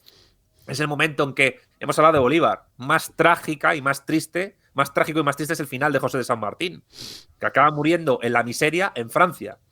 Es el momento en que Uruguay se convierte en un estado separado del resto de Argentina, con un José Gervasio Artigas que no se reconoce a sí mismo como padre del Uruguay, sino que él era otra cosa. De hecho, tú te vas a Montevideo y la estatua de Artigas no pone nada, no hay ningún letrero, ni pone Libertador. Él en su testamento se dice: yo, José Gervasio Artigas, argentino oriental, se define así. Es el momento en que ocurre la conquista del desierto y es el principio, con ello, el principio del fin de las libertades que las cuales habían gozado los pueblos indígenas de la Patagonia, porque la casta dirigente de Buenos Aires sí realiza un exterminio y un genocidio de los mismos, al igual que la chilena. Es un siglo muy duro, es un siglo muy difícil y muy sanguinario para todas las repúblicas hispanoamericanas, digamos, pues eso, independizadas. Solo hay un conato de respuesta a eso, de principio de respuesta a eso, precisamente a partir de Augusto César Sandino y su movimiento en Nicaragua, que es el primero que empieza a repeler a los Estados Unidos en Hispanoamérica. Y Sandino, una persona que jamás renegó de la herencia española en América, jamás. Entonces, el siglo XIX es muy difícil, es muy duro. Y yo, parafraseando a los chinos, porque yo creo que los dos sabéis el término que manejan en China, del siglo de la humillación, ¿no? Que es ese que se inicia con la primera guerra del opio y que somete al imperio de la dinastía Qing al coloniaje, sin balcanizar el territorio, de británicos, franceses, rusos también, luego estadounidenses y alemanes, incluso austrohúngaros, y que con la proclamación de la República Popular de Mao Zedong en el 49 se da carpetazo. ¿Qué es lo que le pasa a la hispanidad? Yo lo digo siempre de esta manera. Nosotros llevamos 2 siglos de humillación y no somos conscientes de ello. Nosotros tenemos que hablar de 2 siglos de humillación por los cuales nuestro mundo se ha balcanizado y donde nos han implantado la leyenda negra como ideología dominante y al mismo tiempo nos hacen creer que siendo como ellos vamos a estar mejor. Cuando ellos, los anglosajones, ahora mismo están en un periodo de decadencia y de inicial, voy a decirlo así, porque esto va lento, inicial y de descomposición cultural tremendamente enorme, y yo creo que no están preparados para el mundo que se avecina en este siglo. Así que, ¿cuál es nuestra misión? ¿Cuál es la misión de...? Yo no sé si reconocerme como hispanista, porque de momento es un término que a mí me suena más a algo académico que político, pero digamos que los que defendemos alguna suerte de reunificación, no en forma del pasado, sino de formas nuevas. Eduardo hablaba de que era un español del pasado, yo soy un español del porvenir, si me permite la licencia. Yo diría que nuestra misión histórica es acabar con los 2 siglos de humillación que nos han dividido a 800 millones de personas en todo el planeta. Y enlazando con lo que tú comentas, Santiago, ya hemos hablado del pasado, hemos visto lo que ha surgido, lo que han ido surgiendo y lo que es, luego ya el siglo XX tampoco es, efectivamente, sigue siendo un siglo de humillación, porque el XIX fue el de la sangre y el 20 el de la humillación absoluta, no tanto con sangre, sino porque ya encima los países como podía ser a lo mejor una Argentina a principios del siglo XX, unas economías que empiezan a despegar un poco en América, ha ido degenerando y ahora se encuentra la situación en muchos países, pues bueno, pues que no de su desarrollo, que en muchos casos sí, sino de que no terminan de arrancar, precisamente posiblemente porque el modelo impuesto en estos países pues no es el correcto, porque es muy inspirado en el movimiento británico y luego con su hijo tonto, que es la política estadounidense de imperialismo yanqui. El siglo XX es un siglo con movimientos geopolíticos muy interesantes, ¿no? Pero sí, es un intento de reunificación. Yo siempre digo que el latinoamericanismo como movimiento ideológico es una suerte de hispanidad tullida, donde de manera deformada lo hispánico se quiere reunificar sin contar con España, a la cual se le ve como una suerte de enemigo secular, y más desde que entramos en la OTAN. Pero bueno, se inicia un camino de recomposición, primero intelectual, primero en filosofía, en literatura. Ahí están textos como el Ariel, ahí están los poemas. Perdóname, Santiago, el término latinoamericano que tanto éxito desgraciadamente ha tenido, tú lo sabes muy bien, Es un término acuñado por Michel Chevalier, asesor de Napoleón III en la época francesa de México, y acuña el término con mucho éxito, sobre todo por parte del papanatismo español, que lo ha asumido en su integridad, renunciando y avergonzándose del término hispanoamericano o iberoamericano, que lo mismo me da, que me da lo mismo. Michel Chevalier acuña este término precisamente para deshispanizar América.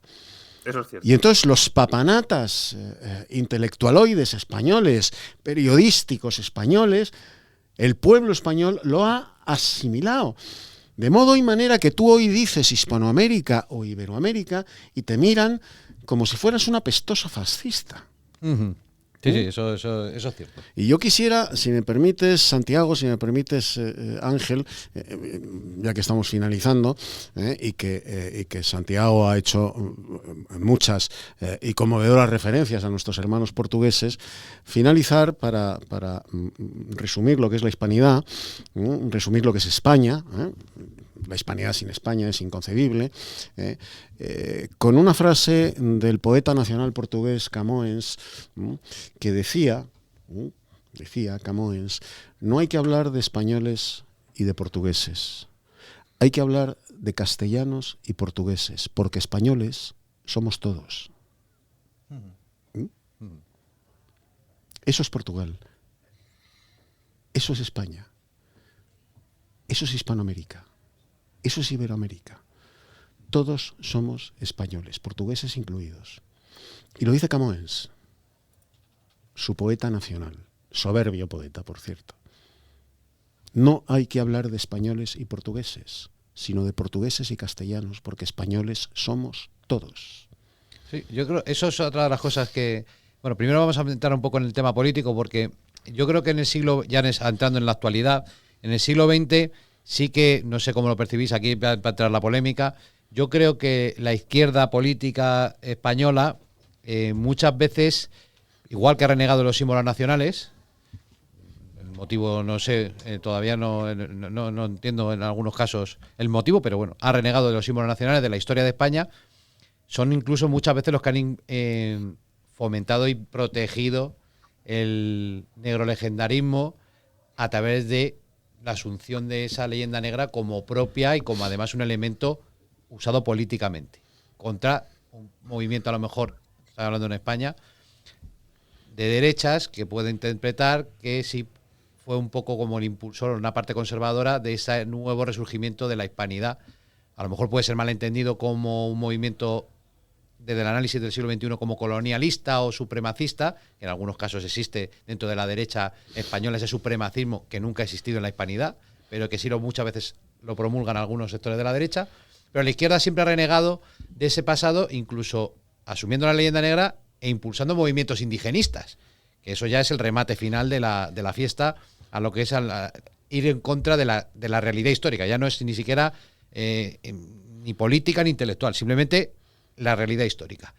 Sí, eso es verdad. ¿Qué papel tú crees que la izquierda y la derecha en este sentido han tenido estas posiciones históricas? Bueno, veremos a ver la evolución, por eso que finalizaremos con eso. Eso también requiere sus matices, porque el Partido Nacionalista Vasco es un partido de derechas y es negro legendario. Sí, bueno. Y es un partido, además de, en su origen, de sacristía diaria. Sí, o sea, sí, Sabino Arana quería construir la República Vasca del Sagrado Corazón de Jesús e incluso incorporarla al Imperio Británico o a Estados Unidos.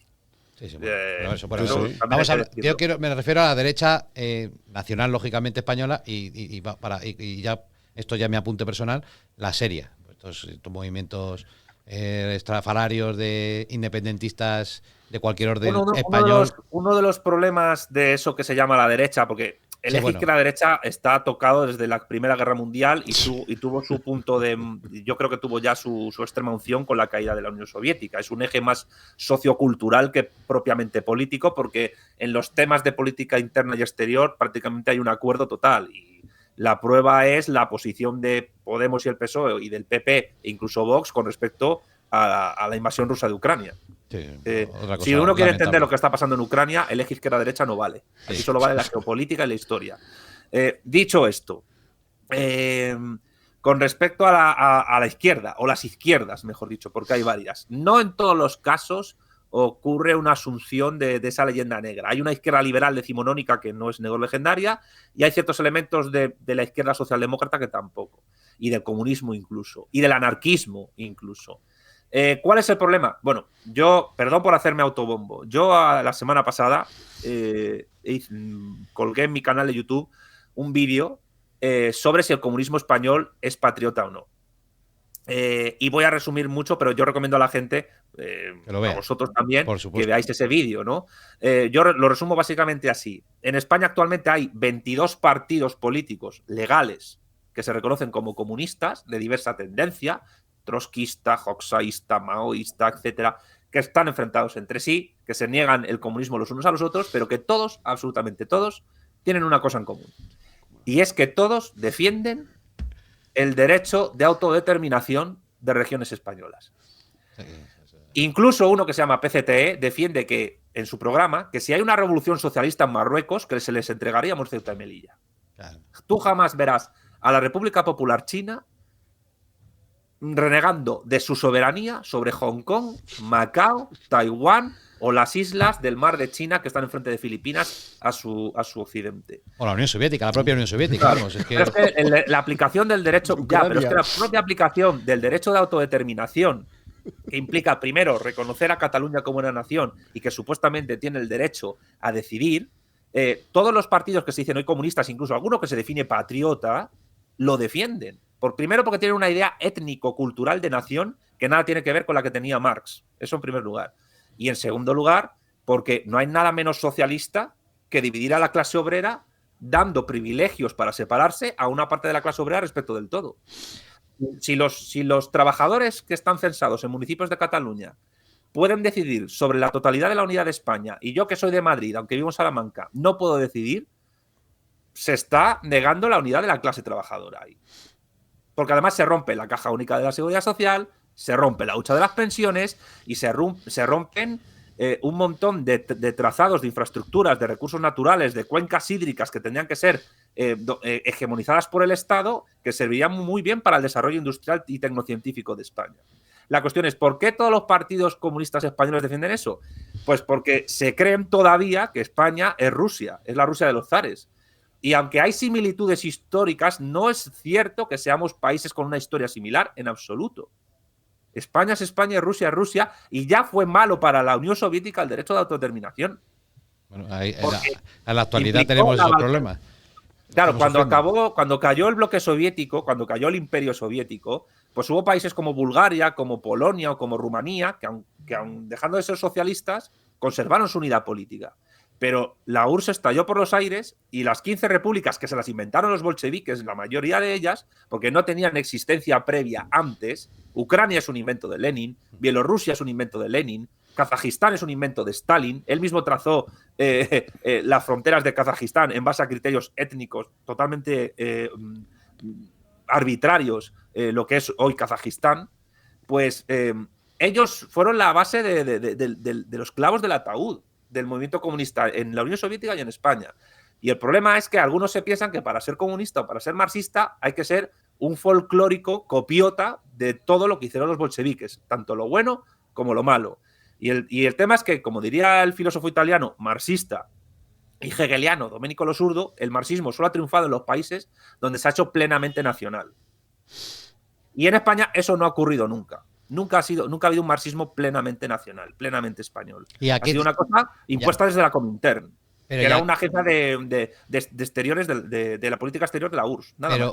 Pero independientemente aquí entro con Eduardo también si quiere aportar, pero independientemente de, en la parte comunista quizá el modelo soviético o tal, la asunción por parte de la izquierda, porque socialdemócrata, te lo digo en la actualidad, no te estoy hablando a lo mejor a principios del siglo XX, finales del siglo XIX...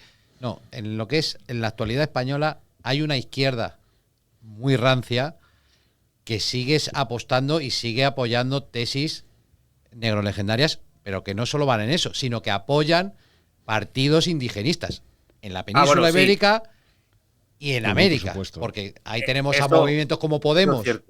Yo perdón por volver a hablar, pero ahí tiene mucha importancia el PSOE. Claro. el PSOE y la forma en que ha reconstruido el ámbito ideológico de la izquierda, que tiene poco que ver realmente ideológicamente con la socialdemocracia original, pero que tiene una función geopolítica muy clara. El PSOE de Suresnes es un instrumento de subordinación ideológico y geopolítica de España. El PSOE de Suresnes se gesta a través de la CIA y de la Fundación Friedrich Ebert, que es la que pone la pasta, para subordinar España a los intereses geoestratégicos de Alemania, de la Alemania federal, y luego a los de Estados Unidos. Uno de los problemas que arrastra España desde el siglo XIX, y por eso creo que hay que hablar de dos siglos de humillación, es que España carece de una política exterior propia desde hace mucho tiempo. Sí, eso está claro. Sin planes y programas claros. Y el PSOE lo que hace es ahondar más en eso. El grado de vasallaje que el PSOE demuestra a poderes foráneos es enorme, aunque aquí colleja a la derecha también. Uno de los grandes problemas de la derecha española, o eso que se llama derecha española, es su enorme vasallaje al atlantismo anglosajón. Sí, absoluto. Sí. Eso lo hemos aquí criticado mucho. Ahora, en esta casa se critica mucho eso. Entre otras cosas, yo soy hasta crítico hasta con pertenecer a la Unión Europea tal como está estructurada ahora mismo. Yo entiendo que haya que haber una Unión Europea social, espiritual, de buena armonía, porque es el periodo más largo que hemos tenido desde el fin de la Segunda Guerra Mundial hasta ahora, sin conflictos, quitándole Yugoslavia.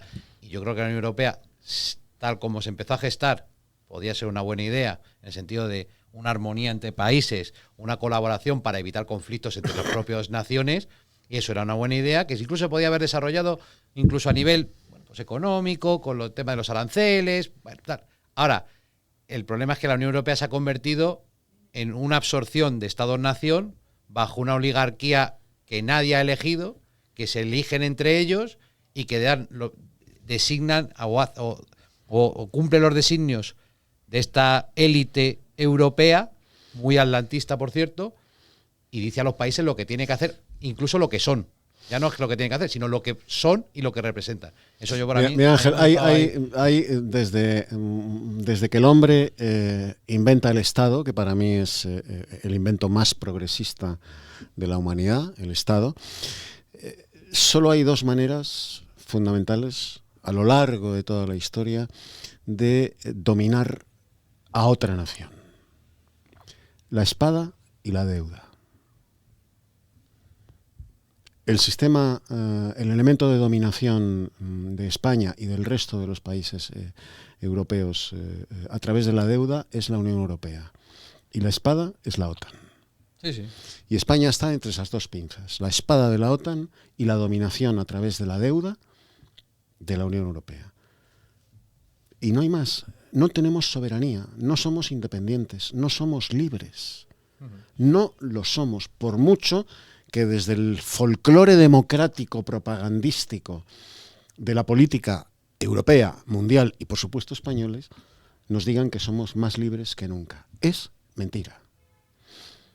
Es mentira. Somos deudores de los propietarios de nuestra deuda y de los propietarios de nuestra soberanía nacional y de nuestra independencia a través de la espada de la OTAN. Y no hay más. Y todo lo demás es folclore pseudodemocrático. No sé qué opinas tú sobre esto, Santiago.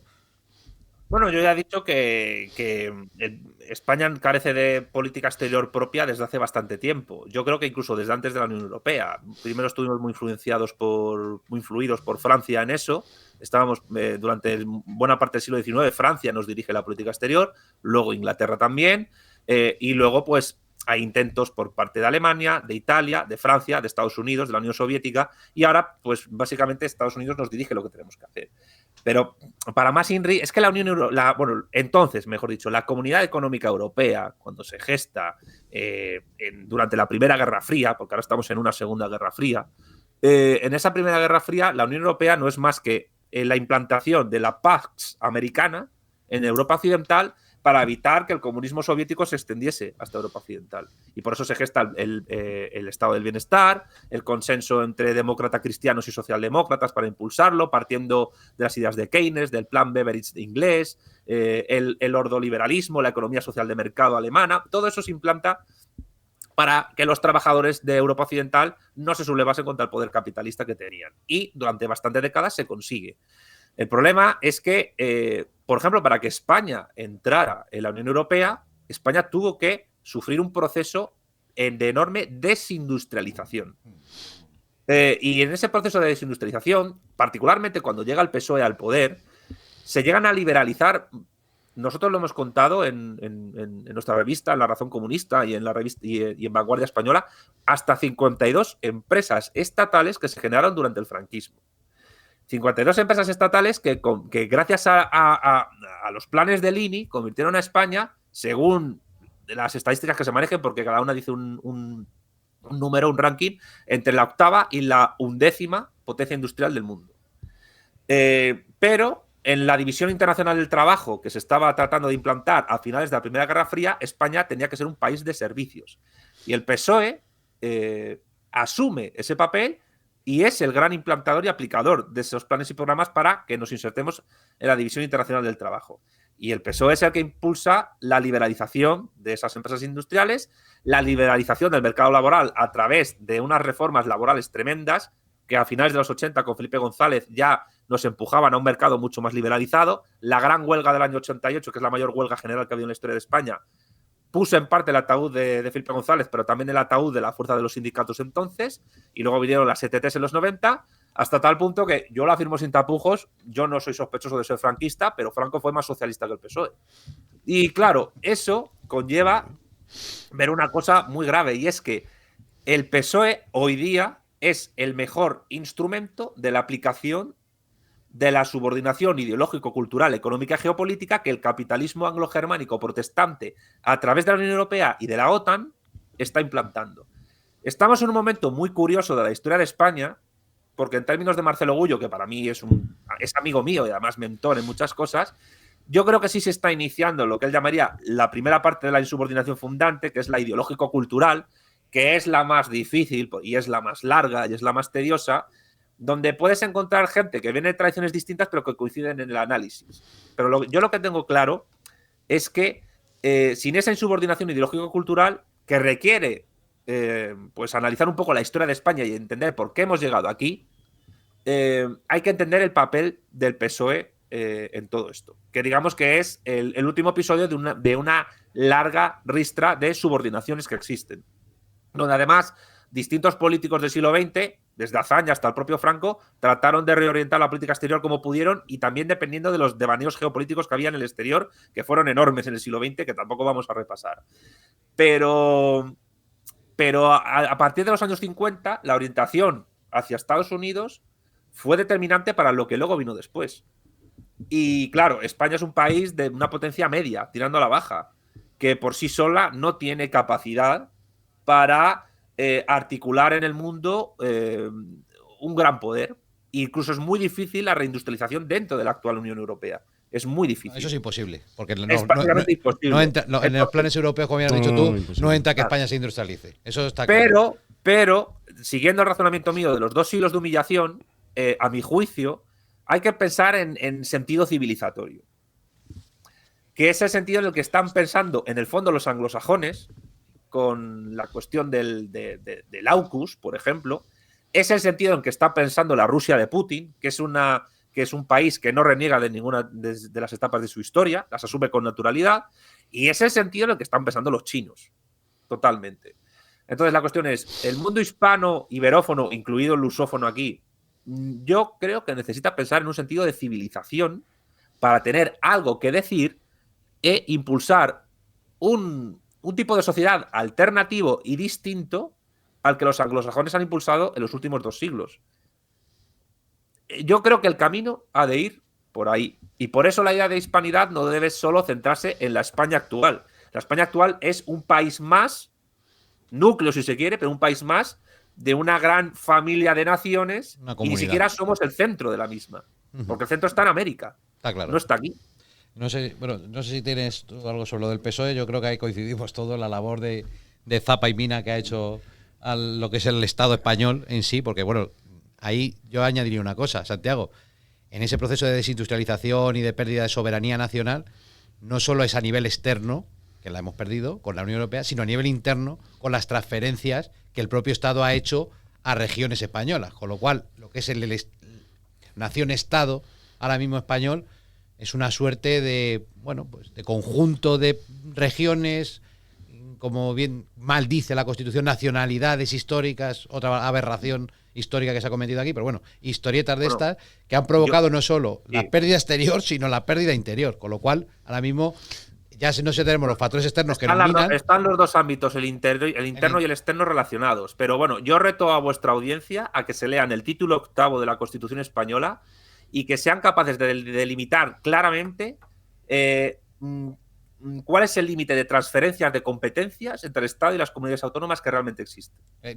Prácticamente no hay. O sea, se puede dar todo, incluso hasta ya tienen parte de seguridad, ya tienen la parte económica, sanitaria. O sea, ahora mismo el Estado-Nación en sí lo que nos une es la Renfe. Pero mira, Ángel, el paradigma es el cupo vasco.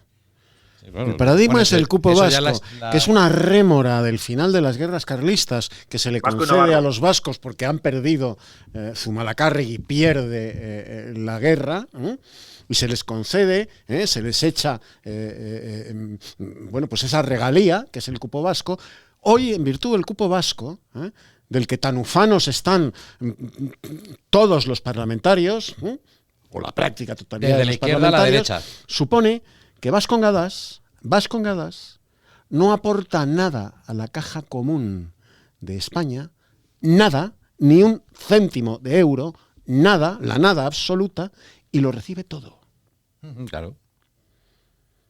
Y lo recibe todo sin aportar nada. O sea, sus veleidades separatistas sabinianas, trufadas de ETA, las estamos pagando todos sin que ellos aporten ni un céntimo de euro. ¿Es este el siglo de la humillación o no? ¿Sigue siendo el siglo de la humillación o no? En 1986, cuando España ingresa en la entonces Comunidad Económica Europea, y esto es sabido por cualquier curioso lector y cualquier periodista que no sea un vendido, Felipe González refunfuña, no protesta, refunfuña ante Giscard d'Estaing. Y Giscard d'Estaing le da un ultimátum: o lo tomas o lo dejas. Refunfuña, que no protesta, ni tira las patas por alto, porque el ingreso de España en la Comunidad Económica Europea era desarbolar España. Industrial, económicamente, la gran industria agroalimentaria española desaparece. Eso estamos en los últimos movimientos ya. Desaparece literalmente. La industria pesada española que existía desaparece por mor del ingreso de España en la Comunidad Económica Europea, porque se quiere al sur de los Pirineos un país de servicios y de clientes. Bueno, y el daño que se ha hecho al mundo rural. Bueno, claro, el mundo rural es absoluto. Se está pagando a agricultores para que dejen de serlo, básicamente. Sí, claro. El Fondo de Cohesión ha hecho mucho daño al mundo rural español. Claro, no, y aparte ahora te dices que plantes huertos solares, que aparte que es una aberración medioambiental ya de por sí, que lo sustituyas por la plantación de cualquier tipo. Y a partir de ahí España empieza a endeudarse de una manera pavorosa. Sí, claro. De una manera pavorosa. Porque no producir nada y mantener unos estándares de vida como los que ha mantenido el pueblo español desde el 86 hasta hoy, eso cuesta mucho dinero. Y te dan ese dinero para que mantengas esos estándares, sin producir nada. Y hoy España debe bastante más de lo que produce al año. Sí, estamos por encima de 1 y poco, 1,20 me parece. Elemento de dominación, esa deuda. El Producto Interior Bruto, sí. Elemento de dominación absoluta, esa deuda, impagable. Sí, claro.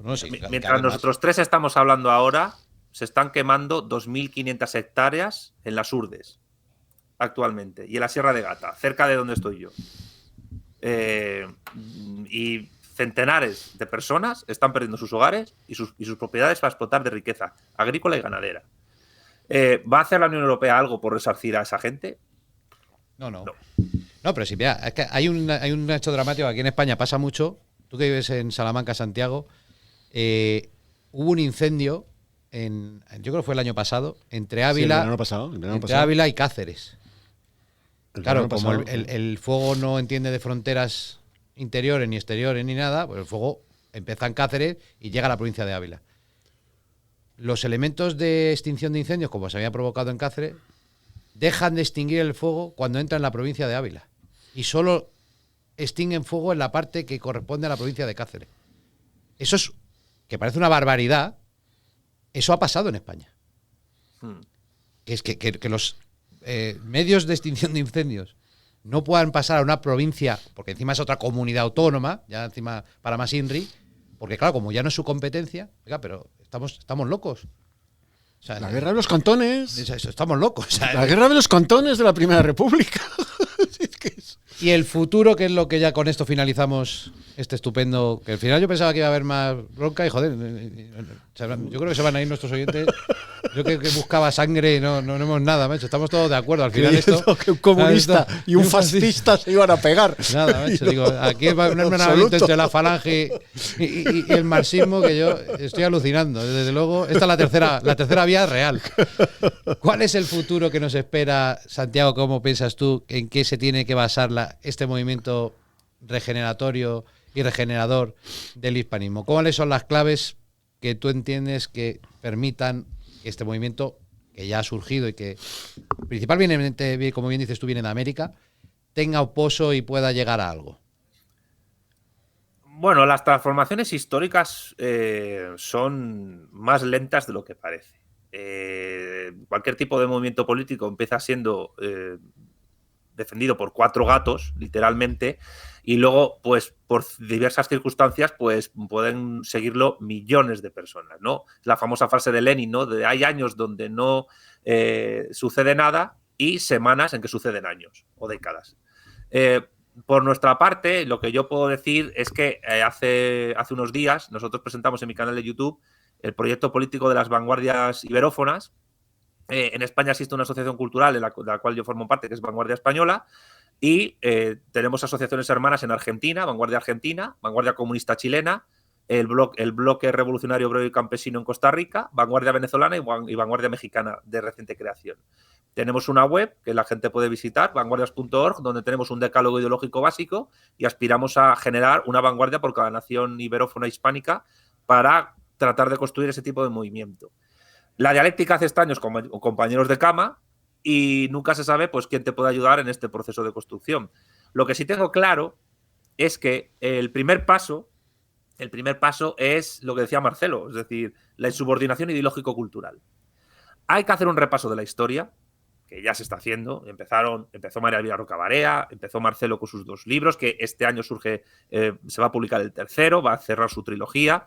Y requiere también analizar un poco la relación que ha habido entre el mundo hispano y el capitalismo, y particularmente el capitalismo anglosajón. Yo exhortaría a la gente que no es marxista a leer a Marx desde la tradición, a leer a Marx desde sus coordenadas, porque se van a sorprender.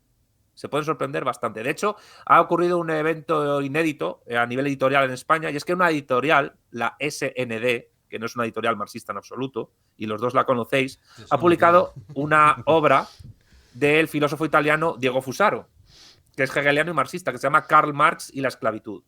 A nivel filosófico es probablemente la obra marxista más importante publicada este año, y que sea esa editorial que lo ha publicado es realmente curioso, pero también revelador de cómo están las editoriales marxistas actualmente en España. De hecho, la editorial El Viejo Topo, que es la editorial decana del marxismo en España y la más prestigiosa, donde hemos publicado Fusaro y yo, hace poco fue expulsada de una feria del libro político de Barcelona, que controla la CUP, precisamente por haber publicado libros de Fusaro y míos. Vaya. Entonces, ¿qué quiero decir con esto? Que se está dando un cambio, quiero decir que se está produciendo un cambio, se está produciendo un proceso de insubordinación ideológico-cultural, y que eso probablemente fructifique en los próximos años y décadas. Yo lo que sí tengo claro es que ahora mismo el mundo, ha hablado Eduardo al principio de su intervención de ser y estar. Voy a centrar, que aparte es curioso, porque los 2 únicos idiomas que poseen los verbos ser y estar son el portugués y el español. Correcto. Y eso a nivel filosófico es muy importante a la hora de desarrollar una ontología y una metafísica determinada, porque el resto de idiomas no tienen esa diferenciación. El to be inglés no distingue el ser y el estar. El caso es que nosotros estamos a la espera, me refiero a los hispanos, a los trabajadores hispanos, estamos a la espera de cómo se está desarrollando esta Segunda Guerra Fría, donde el mundo anglosajón capitalista y la República Popular China, junto con Rusia, están tomando un pulso. Se abre este siglo XXI una ventana de oportunidad. Una ventana de oportunidad que, si no aprovechamos, la subordinación se podrá prolongar mucho más tiempo después. Y en esa ventana de oportunidad tenemos que escoger, como diría el general Perón, estar unidos o dominados. Si elegimos estar unidos, se culminará la insubordinación fundante y podremos pasar a un futuro postcapitalista donde el mundo iberófono hispano pues tenga algo que decir e incluso liderar al resto del mundo y, ¿por qué no?, ayudar al resto del mundo a mejorar su situación. Porque hay que recuperar ese desfacer en tuertos quijotesco y esa universalidad y esa vocación universalista que teníamos. No excluimos a nadie, ayudamos a todo el mundo y nosotros somos lo que somos. Pero esa ventana de oportunidad yo creo que hay que aprovecharla. Y es ahora o nunca. Y tenemos tiempo mínimo desde hoy hasta mediados de siglo. Cuando la República Popular China proclame el centenario de su creación, es cuando veremos qué ha pasado con el mundo anglosajón, qué tipo de poder tendrá, porque Estados Unidos sigue siendo un gran poder, y va a tardar en descomponerse, no va a ser algo rápido, pero en ese momento nosotros tendremos algo que decir, porque el gran enemigo geopolítico de Estados Unidos realmente no es China, ni es Rusia. Es el mundo hispano y particularmente es México, que poco a poco a nivel demográfico está haciéndose con Estados Unidos. Si no aprovechamos eso y si no acabamos con adversarios y enemigos internos y externos, se prolongarán los 2 siglos de humillación. Pero si aprovechamos el momento, el carpetazo al capitalismo anglo-germánico protestante será tan épico que incluso en el extranjero los historiadores del futuro hablarán de lo que hemos hecho y de lo que hemos iniciado. Y con mucha gloria. No sé qué opinas tú. A mí me ha convencido. Bueno, yo, sin menoscabo de lo que ha dicho, por supuesto, a mí me gustaría terminar. Estamos en una situación de desorientación global teledirigida. Me gustaría terminar citando a Ortega. ¿Y qué es lo que somos?, se preguntaba Ortega, y se respondía: somos lo que fuimos. Solo tendremos futuro si, como ha apuntado Santiago, recuperamos lo que fuimos. Recuperamos la identidad que tuvimos. España y Europa. Y si no es así, no seremos nada. Él ha dado un plazo, mediados del siglo actual, del siglo XXI. Yo espero que ese plazo se cumpla, pero sin recuperar la identidad, todo lo que ha esbozado Santiago no será posible. Porque para llevar a cabo todo eso, en lo que yo participo, si no va a lomos de una fuerte, clara y biológica, desde el punto de vista político, identidad, no seremos nada, porque hemos renunciado a ser lo que fuimos. Porque ese falso progresismo que viene de los Estados Unidos y que ha podrido a Europa, también está pudriendo a los Estados Unidos, ese falso progresismo diluye nuestra identidad.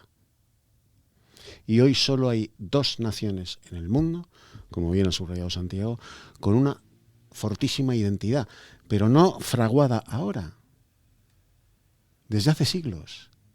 Rusia y China, nada más. Nada más, porque la propia Estados Unidos se está disolviendo en esa progresía banal. La caída del Imperio Romano, básicamente. Además tienen los mismos tintes lujuriosos y esperpénticos que hubo en la final. Si no aceptas lo que fuiste y lo proyectas hacia el futuro, no eres nada, nadie. Sí, y no nos damos cuenta. Está claro. Para el Pentágono, el Mare Nostrum es el Atlántico Norte. Claro. Sí, claro. Sí, es que ese es el problema. Claro. Bueno, pues señores, que ha sido un placer, Santiago. Muchísimas gracias por participar. Yo sí que ya te invitaré, a todos tus seguidores en tu canal, que se va a hacer simultáneo pues la tertulia y la exposición de la misma. Te invitaré, si esta es tu casa, cualquier cosa amablemente te pediré que participes, si lo ves a bien, en algún otro debate, que sea un poquito ya más... Porque este ha sido de reconciliación, histórico, cultural e incluso social. Entonces, yo creo que habrá otros debates que se pueden hacer ya que sean de otro tipo, más incluso ahondando en qué tipo de poscapitalismo plantean diversas opciones, porque ya sabes que en el hispanismo hay desde los... Marcelo, por ejemplo, es más tradicionalista.